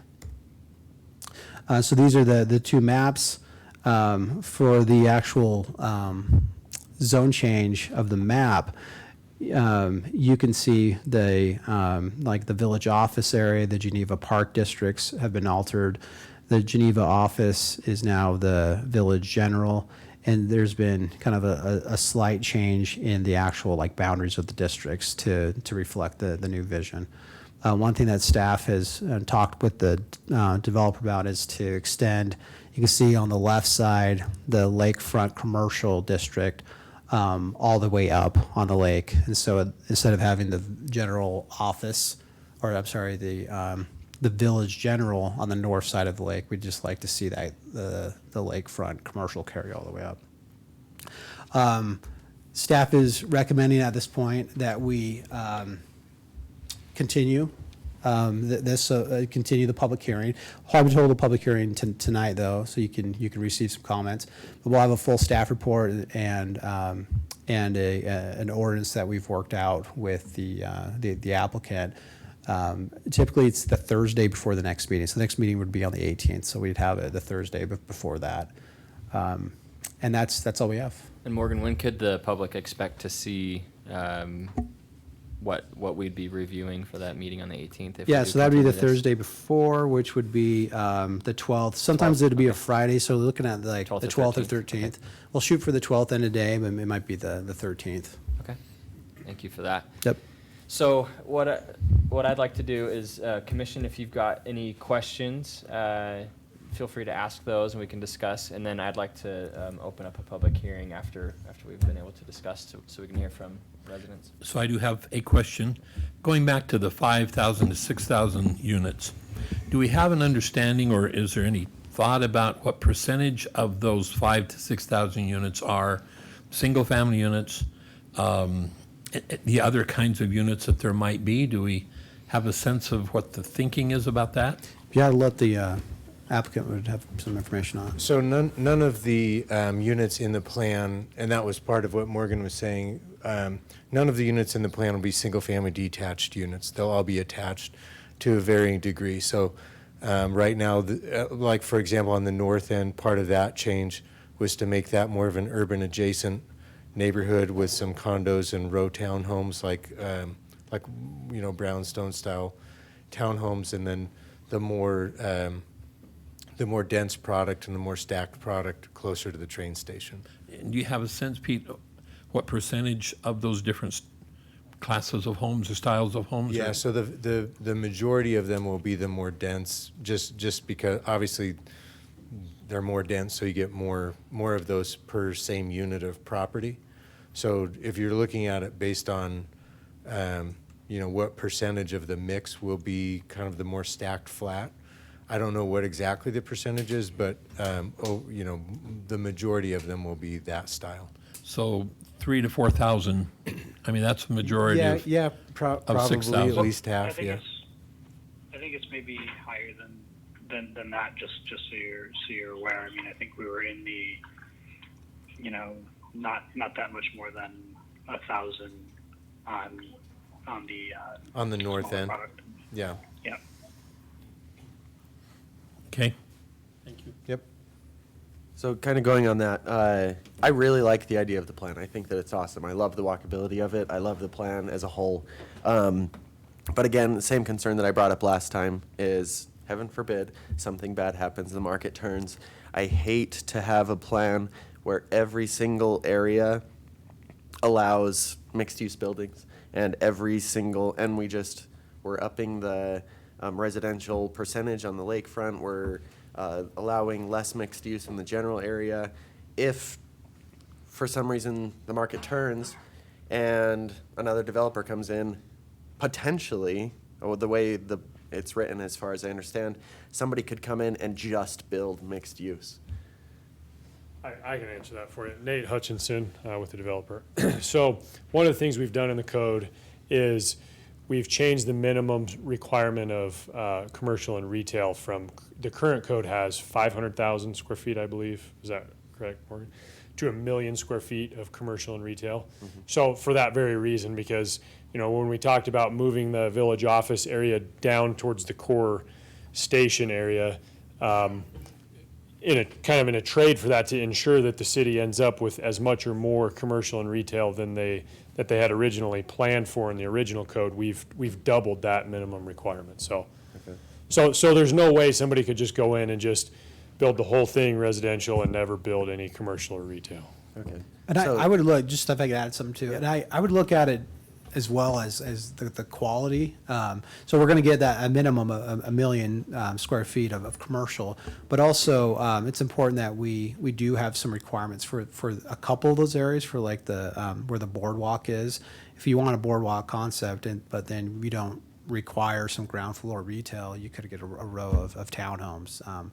And then Market Street too. That's an amazing concept. So if we want to see that at least be preserved, and as retail demand increases, have those front and fill up, we need to have some requirements in there. So that's what we're going to work with the applicant of, kind of ensuring that we do have some areas that does preserve some ground floor retail. So I think with the two of those, at least from the planning side, I'm pretty happy that we're going to get kind of the implementation of this vision of having a real downtown, and not just all residential. And from a scale perspective, a ratio perspective that would be helpful to know, City Creek, for example, City Creek Mall downtown has 750,000 square feet of retail in the whole entire mall. That includes all the restaurants and everything. So, you know, because sometimes for me, you know, when you think about, well, 1 million square feet versus, you know, 4,000 or 5,000 units, how does that? But I mean, that's like saying, you know, we're going to put all the retail in City Creek right in the middle of downtown Vineyard here. So.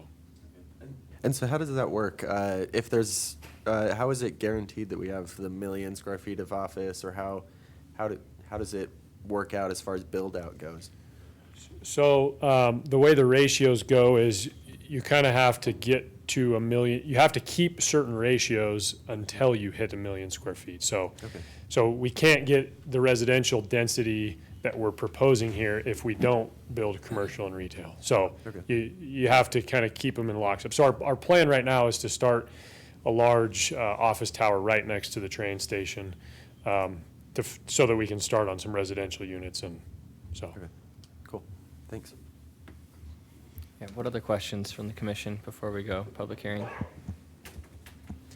So one question, I don't know that this is something we could answer tonight, but in a lot of the plans, and I think I've brought this up before, but they're great plans. The design, it's well thought out. I'm very much a fan of pretty much everything that you guys have presented. And then I think as I looked at slide after slide, I think the missing piece to me as a city, as a town, is how does this new development connect with the rest of the city? It's a pretty hard border all around the edges of this development. I know that the connector road is a mysterious piece. We don't have a lot of control over that, and I know that we're working on that, but I would love to see some thought, or and it's something maybe we just need to take on as a city. But you know, if this development is as successful as we all hope it can be, and as it looks like it can be, the other residents in the community are going to want to walk into these neighborhoods and into these shops and to the promenade, and how are they going to do that? You know. Yeah, it's a great question, and we would want them to be able to get there conveniently, right, and not.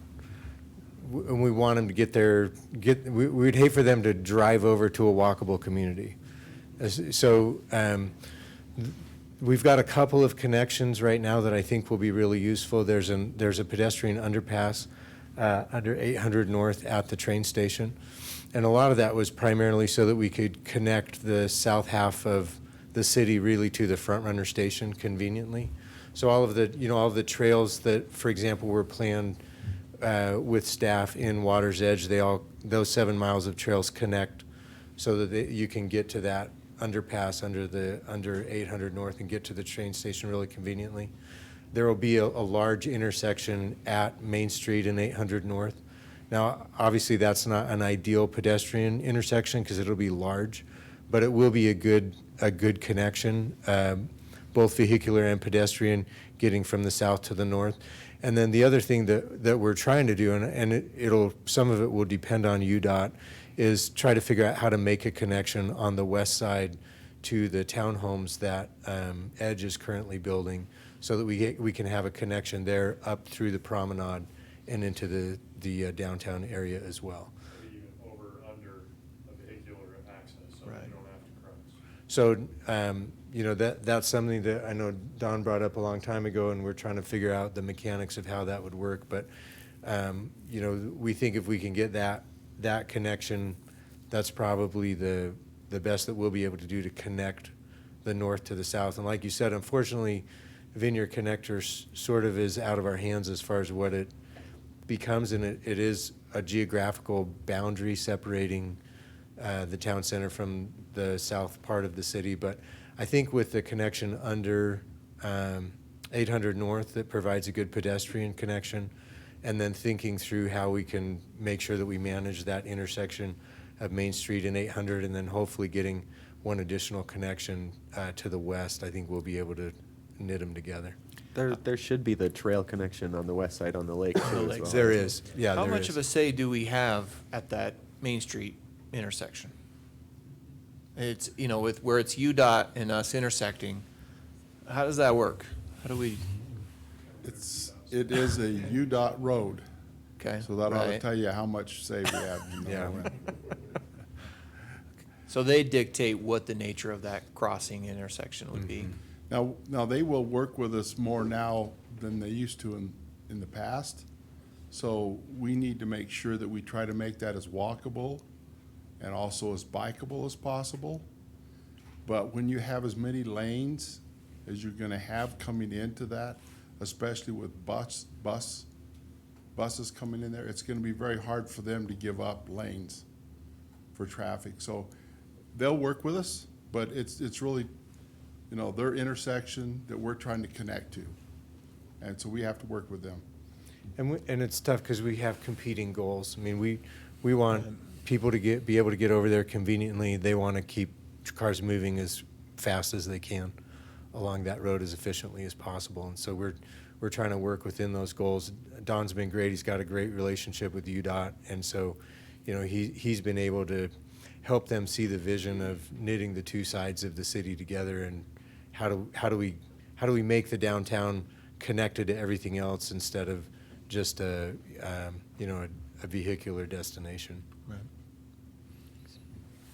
And just so you know, we did receive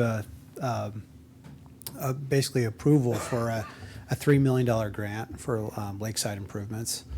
So that's really big news, and that recently happened. And so the lake, I think, is going to play in a really important role, because if we can try and unify our lakefront, then that also connects the project. And then if you get a nice connection through the promenade, I mean, it is kind of tough because the Vineyard Connector does provide a pretty significant barrier. But if we do what we can, if we can make the lake really nice, great connections there, that brings people up from the south. Yeah, and that was something that we lobbied really hard for and didn't really get anywhere. And then the city staff got involved, and all of a sudden, 2 weeks later, there's a whole bunch of money available. So.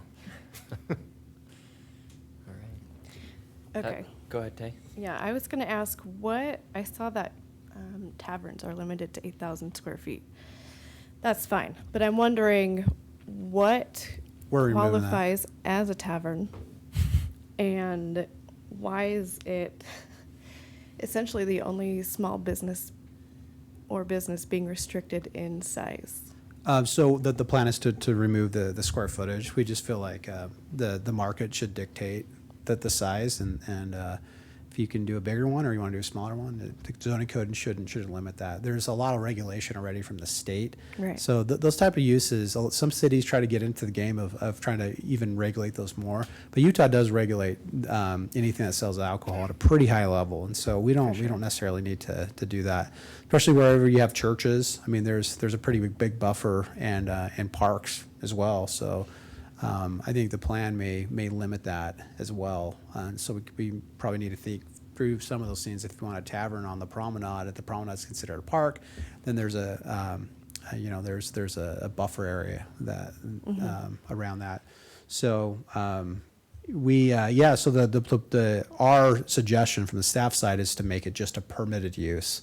So it goes through the regular process that any other restaurant would go through, because they in light of they have to go through state requirements as well. Right. Okay, cool. Yeah. And then, I don't know. I think that's essentially my only question. Cool. I was also actually wondering if there wasn't more thought given to making sure that this is a small business friendly code, and we're not just giving all of our square footage away to 5 large companies, if that makes sense. Yeah, I think to a large extent. I mean, obviously it'll be market driven, but I think the market in this type of a development lends itself to small businesses.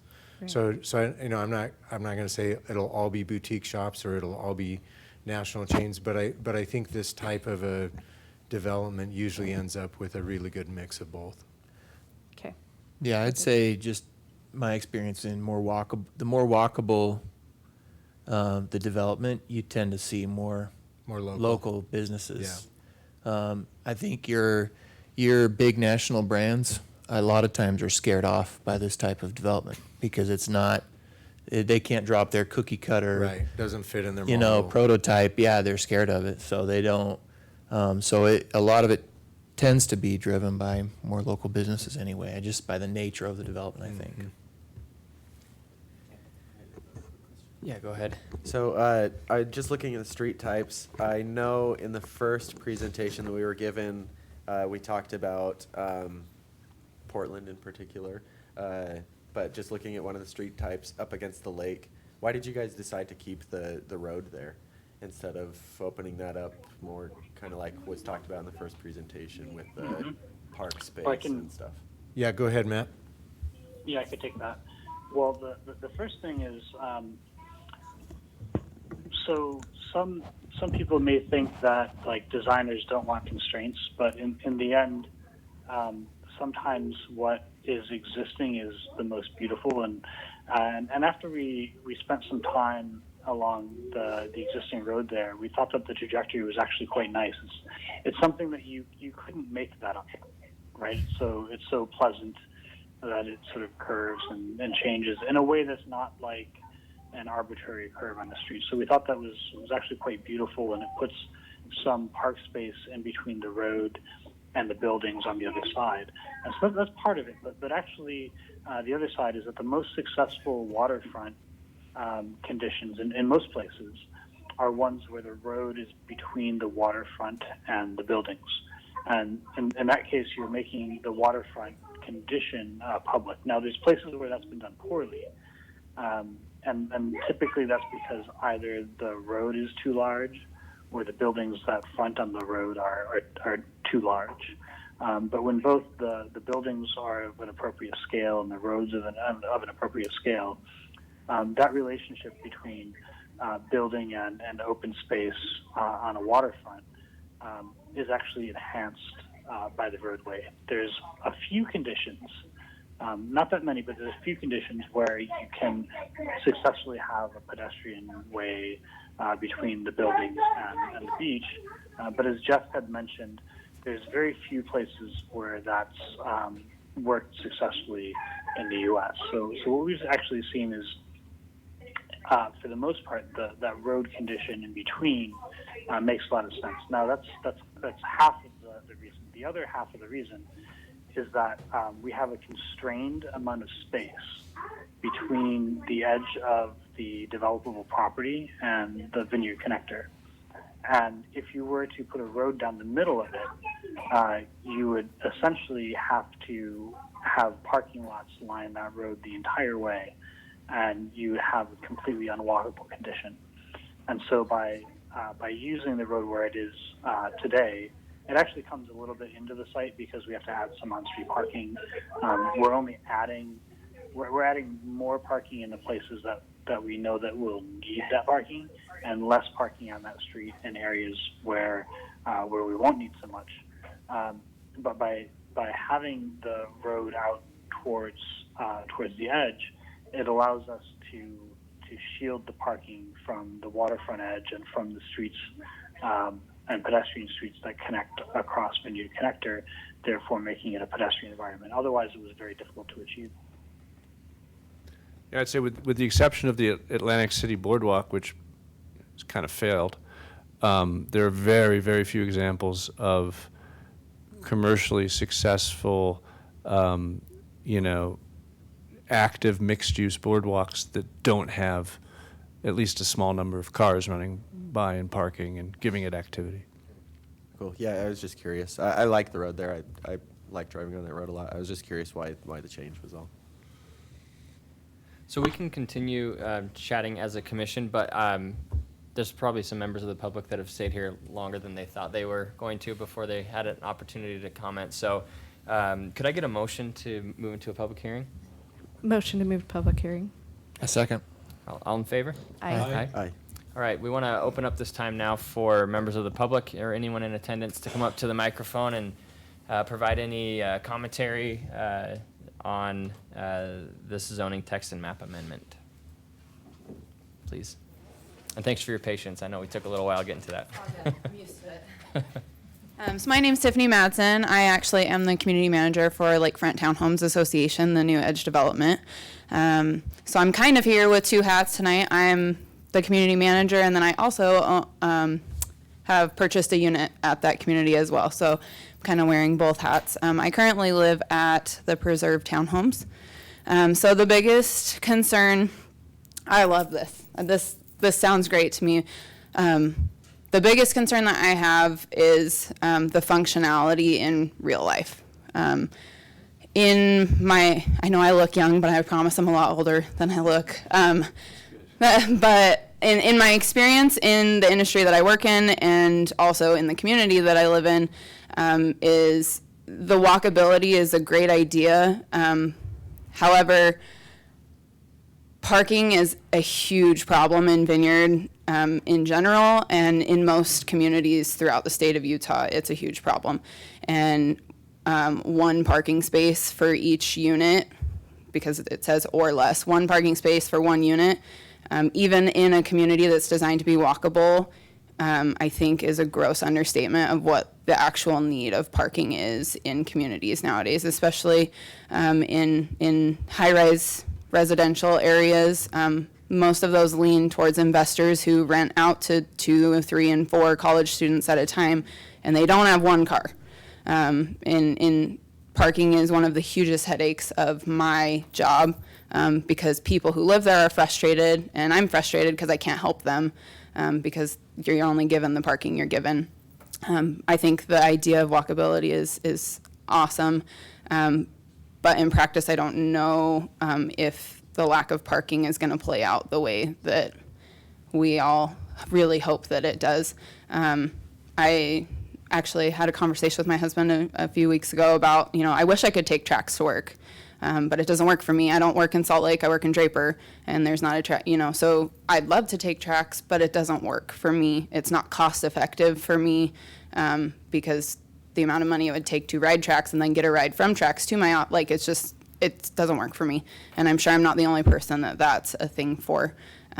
So my concern as a citizen and not as a community manager falls in line with that as well. So, and then my other concern as a private citizen is if there's been any studies done on how building this city type downtown structure is going to affect crime rates and things like that, as my house is going to be right down the street from all of this. And again, I love it. I think it's great, but how that's going to affect my neighborhood where my kids are being raised. So that's all I have to say. Yeah, thanks for your comments. I appreciate that. Yeah, so it sounds like the two main things: parking concerns and then crime rates, which we can perhaps touch on. Would you like to respond on the parking? It's my first time in one of these meetings, so I want to make sure I Yeah, get go the for it, go protocol for right. it. So thank you. Really excellent questions.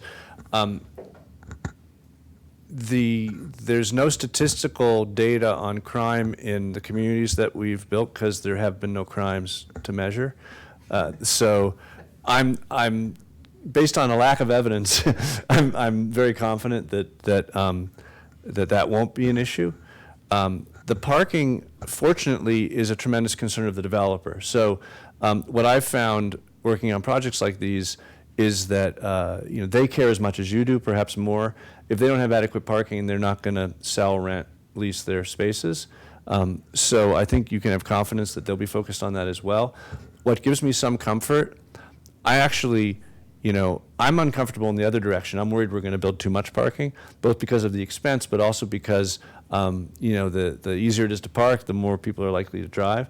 But what gives me real confidence is that this is right now it's one giant parkable site. I mean, it needs a little bit of surface treatment, but as we build, there will be a tremendous amount of available space for overflow parking, and then we'll be able to see in real time actually what the parking loads are, what the ratios are, how it's playing out, and then we can adjust as we move forward the lots that are not yet built. Would they be bigger? Will they be smaller? Will the buildings in relationship to the lots be bigger or smaller? But given that the developer cares as ardently as you do about not underparking the site, and the fact we have all that extra space for overflow as we learn, I'm confident that we can adjust it in real time and get a proper outcome. Yeah, thanks for that. And, obviously there's some things we'd probably have to look into more. I know the sheriff has done, he had to step out, I believe, but he's done some analysis on some of the crime rates as far as the other high-density areas that we've had.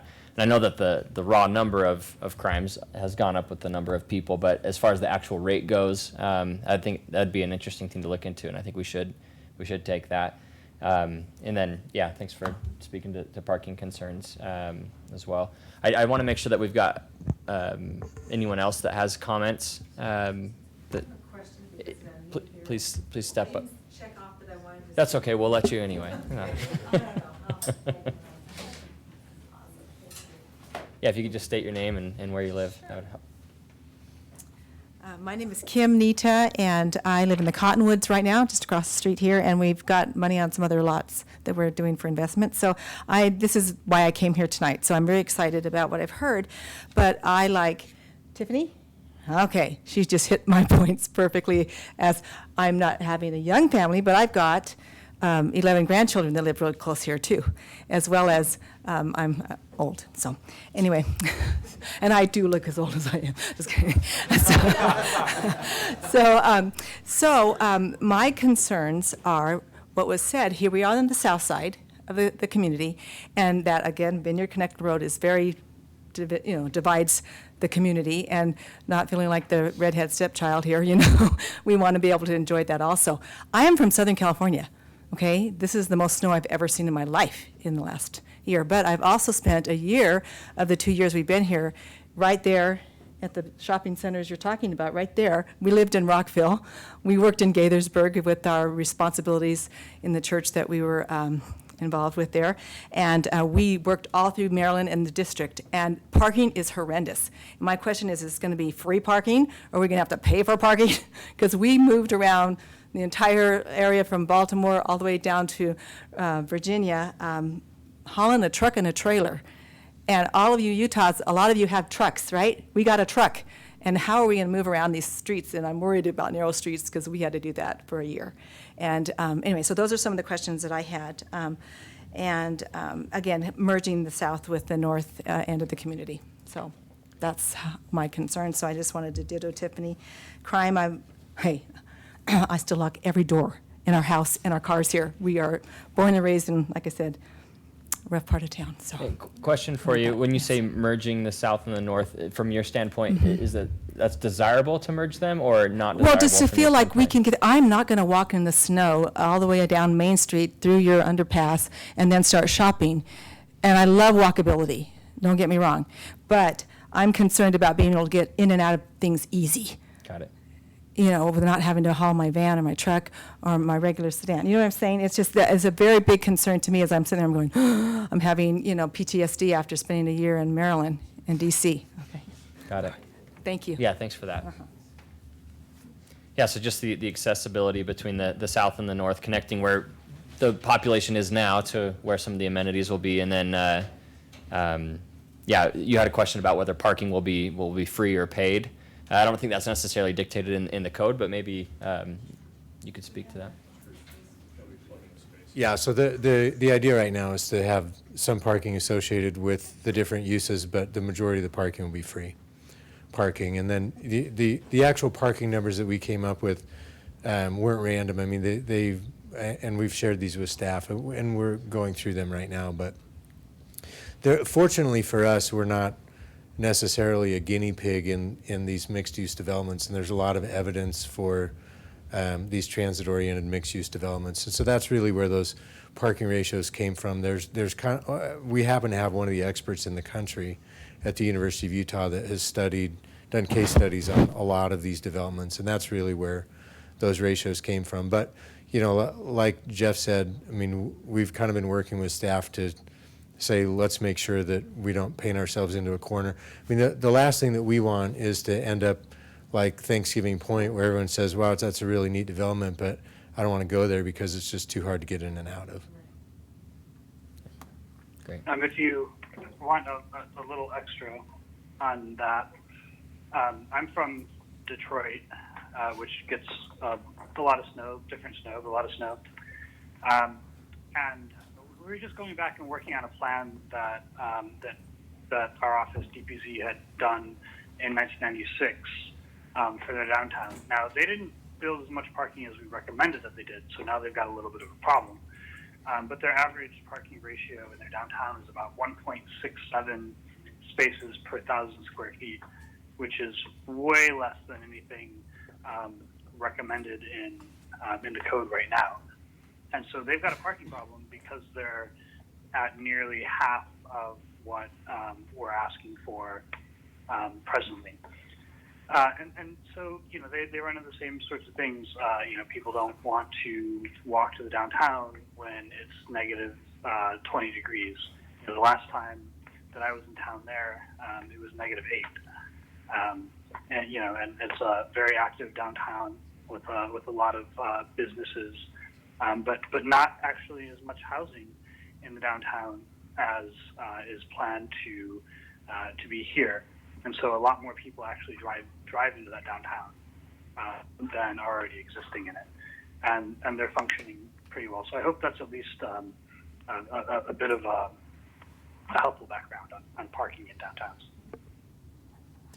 So, and another thing too, I'd like to just point out with parking, where we've had a lot of issues is parking wasn't managed for a long time in the city, and even a lot of the apartment complexes, they have apartment managers, but there wasn't a real high level of managing the amount of tenants and parking passes, and people were allowed to park kind of anywhere.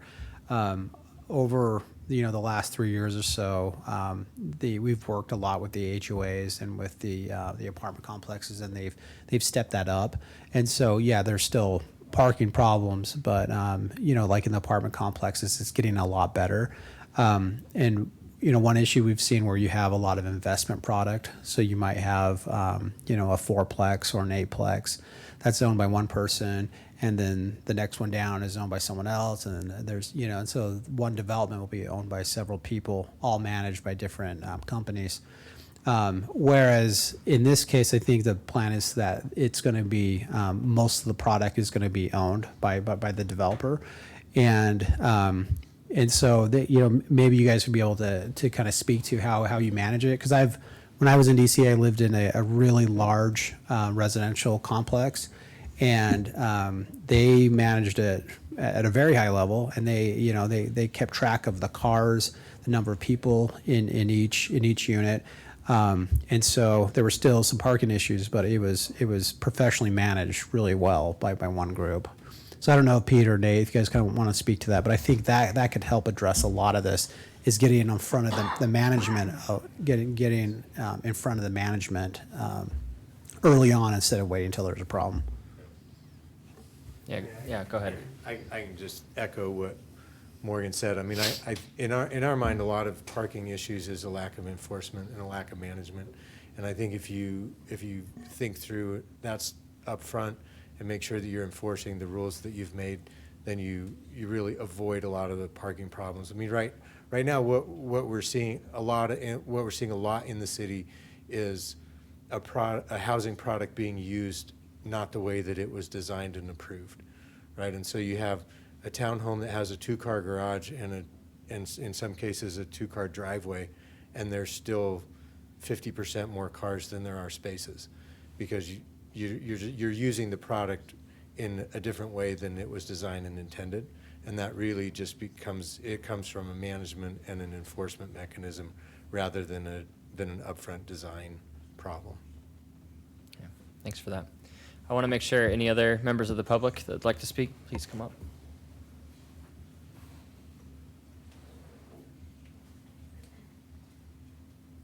Hi, David Leroy, back again. So I have a couple of questions, I guess, a couple of points. First of all, we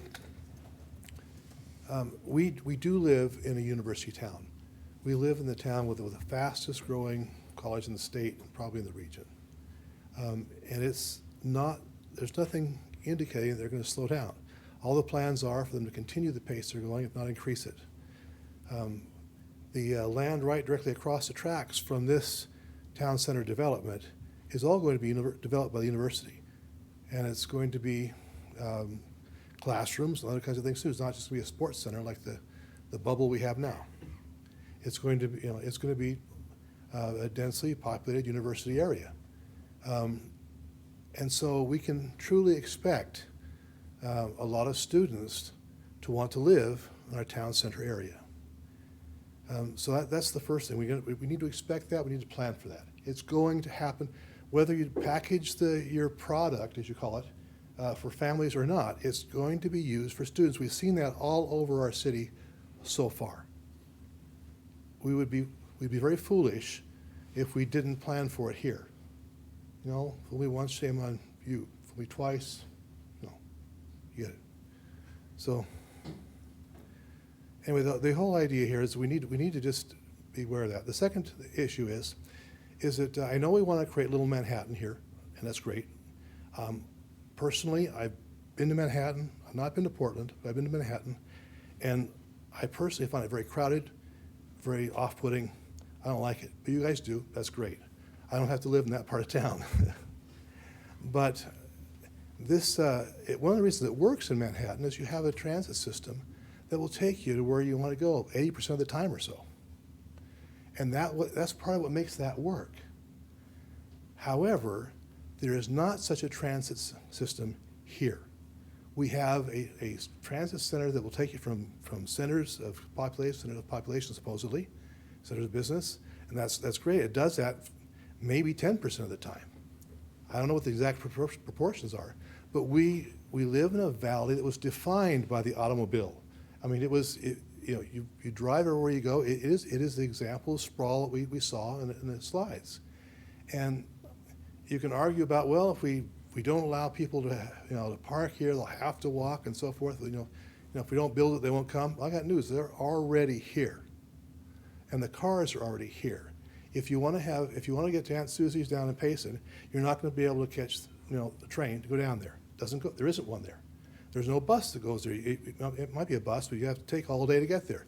You wouldn't do it. It doesn't meet any of your 4 criteria you've mentioned so far.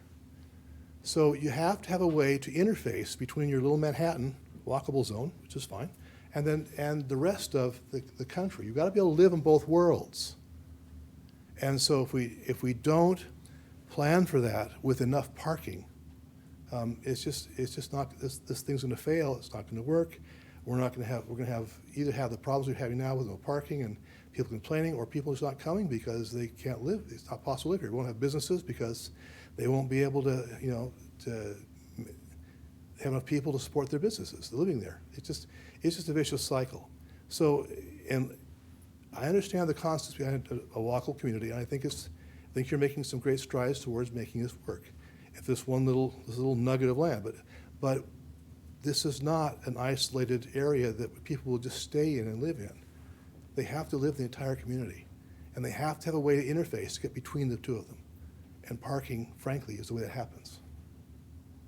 That's my comment. Thank you. Thanks. So, I appreciate the continued comments on parking, and we agree. I would categorize us as pragmatic idealists. So, I don't think any of us want to create Manhattan here. I think what we're trying to create is a charming, walkable community that everybody wants to live, work, and shop in, where you can do it all in one place and enjoy your time there. And I think the issue of parking, I think we can work through. But I would also say that Chris and Don have done a great job of making sure that they're looking over our shoulder to make sure that this works as a drivable community as well as a walkable community. So we're not oblivious to the fact that everyone here has a car. I have a car. You know, and I'm not going to sell my car and walk everywhere.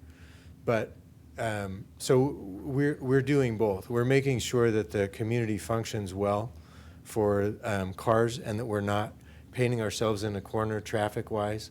We're making sure the level of service is up. I think if you talk to Jeff, he would say that we're way beyond his ideal on where we are on the traffic things.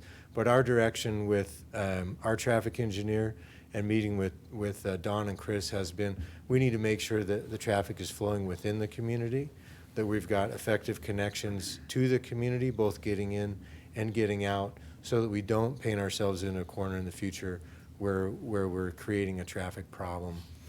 So we're creating walkability and drivability, you know, with kind of an ideal in our head of having this great walkable community, with a nod to the practicality of a lot of people are going to have cars, and we need to plan for that as well. A race to the mic. We'll intersperse planners and developers. I won't repeat any of the conversation about parking, which has been well addressed. I will just speak to intent, because I did show some pictures of Manhattan. I showed a bike lane I really liked in Manhattan, and I showed Manhattan as a good example of how uses are mixed. But just so there's no confusion, not that we could if we wanted to, but we don't want to build a little Manhattan here. Our model, as I showed in about 8 different examples, actually maybe only about 5 or 6 of those examples was closer to our model, but our model is something that's been done quite successfully several dozen times in the last 30 years in the US, which is to build a piece of walkable urbanism in the suburbs where people almost all own vehicles. And so that's why we're dealing with the parking ratios that we discussed. But there are great examples in many American cities. I think of Bethesda Row, which I showed in Bethesda, Maryland. I think about Santana Row in San Jose. I think about Avalon in Alpharetta, Georgia. I think about what's called City Center in Houston, which is an all-new auto-dependent mixed-use center that people really enjoy. And some of the other ones I showed you. It's very much a new model. We can't build Manhattan anymore. It's not our goal. But making places in the car-dependent suburbs where people want to come and park once, leave their car, and have a multi-hour experience of shopping, seeing a movie, maybe seeing a show, and then maybe saying, hey, I could live here, and then maybe finding even a job there. That's the sort of environment we're trying to create. Yeah, and Nate Hutchinson here. I wanted to address the student housing question. We do have student housing planned in the mix of units throughout the site, and so as we're running a lot of feasibility analysis to see, there's a couple thousand units you've seen up here being built on the west side of the freeway. As those absorb and UVU continues to develop up here, we will have student housing built for students to address that. And I think the last comment I'll make on the walkability section, part of the problem we have in Utah with transit is that it's the last mile problem. And typically you have to have 2 cars. Pete, for example, lives in Bountiful, and he commuted down here. He had a front runner pass, and so he hadn't really like a 40-year-old car that he would drive to the front runner station in Bountiful, and then he'd have to leave a car at the station in Lehigh and drive both ways. And then when his son, on his 16th birthday, totaled the other car that he had, Pete no longer was able to use the front runner pass. I think the unique aspect of this project that we're hoping is that it solves the last mile problem for at least one side of the front runner. So whether you live somewhere else and you work here, you can park at the other station with your car that you have, because we get this, this isn't a subway system and like Manhattan. However, if you can just go somewhere and park once and then ride transit to a stop that you can then walk 4 or 5 minutes to your destination, that's way, way more feasible. And one of the reasons why we think this site in particular will do well residentially and commercially. And then the other thing is we have all, like you said, and I appreciated all your comments, we don't just have, this is a very unique front runner station in that we have dense housing right next to the station, but as you click out, a half a mile or a mile, you have all different housing types down to half-acre lots along the lake and everything in between. So this site, with the trails all interconnected, this won't necessarily be like all the other front runner stations where you have to have a high-density unit or you can't live anywhere close. This one will be unique in that if we can tie these trail systems in, it'll have a lot of different housing types associated with it. Thank you. Anyone else from the public wish to speak? Okay, I really appreciate the comments. I think what I'm hearing, the theme loud and clear, is that Vineyard already is a good place for everyone, where you've got starter homes, you've got dream homes, you've got students living here, and this town center needs to be a place that accommodates all of them, regardless on how they choose to go there, whether it's biking, walking, driving, train, whatever it may be. So I think we that's a good theme that I think I've heard from everyone. So my encouragement to staff would be, as you continue to work on this, is to keep those things in mind as far as the connectivity and the parking concerns that have been brought up. As far as the commission goes, any additional questions or thoughts that you have? We did get a recommendation from staff to continue this. And I think personally it's definitely in our best interest to continue this, where I don't believe in a place to make a decision tonight. But any additional conversation that needs to take place? Just one other thing I was going to piggyback kind of on a comment I made and some of the comments that were brought up. We didn't really discuss public transportation connections within the city. A neighborhood, I think you had brought up, you're not going to walk from your house in the Cottonwoods to the downtown of this town center, which, based on the rings they were drawing on the town center, wouldn't necessarily, is not intended to be walkable for that neighborhood anyway. But getting to that, how the rest of the town connects to this development, if there's, planned UTA connections. Again, I know Vineyard doesn't run the bus line, so, but I think that's a component of this, is how does the rest of our city connect public transportation-wise with the town center?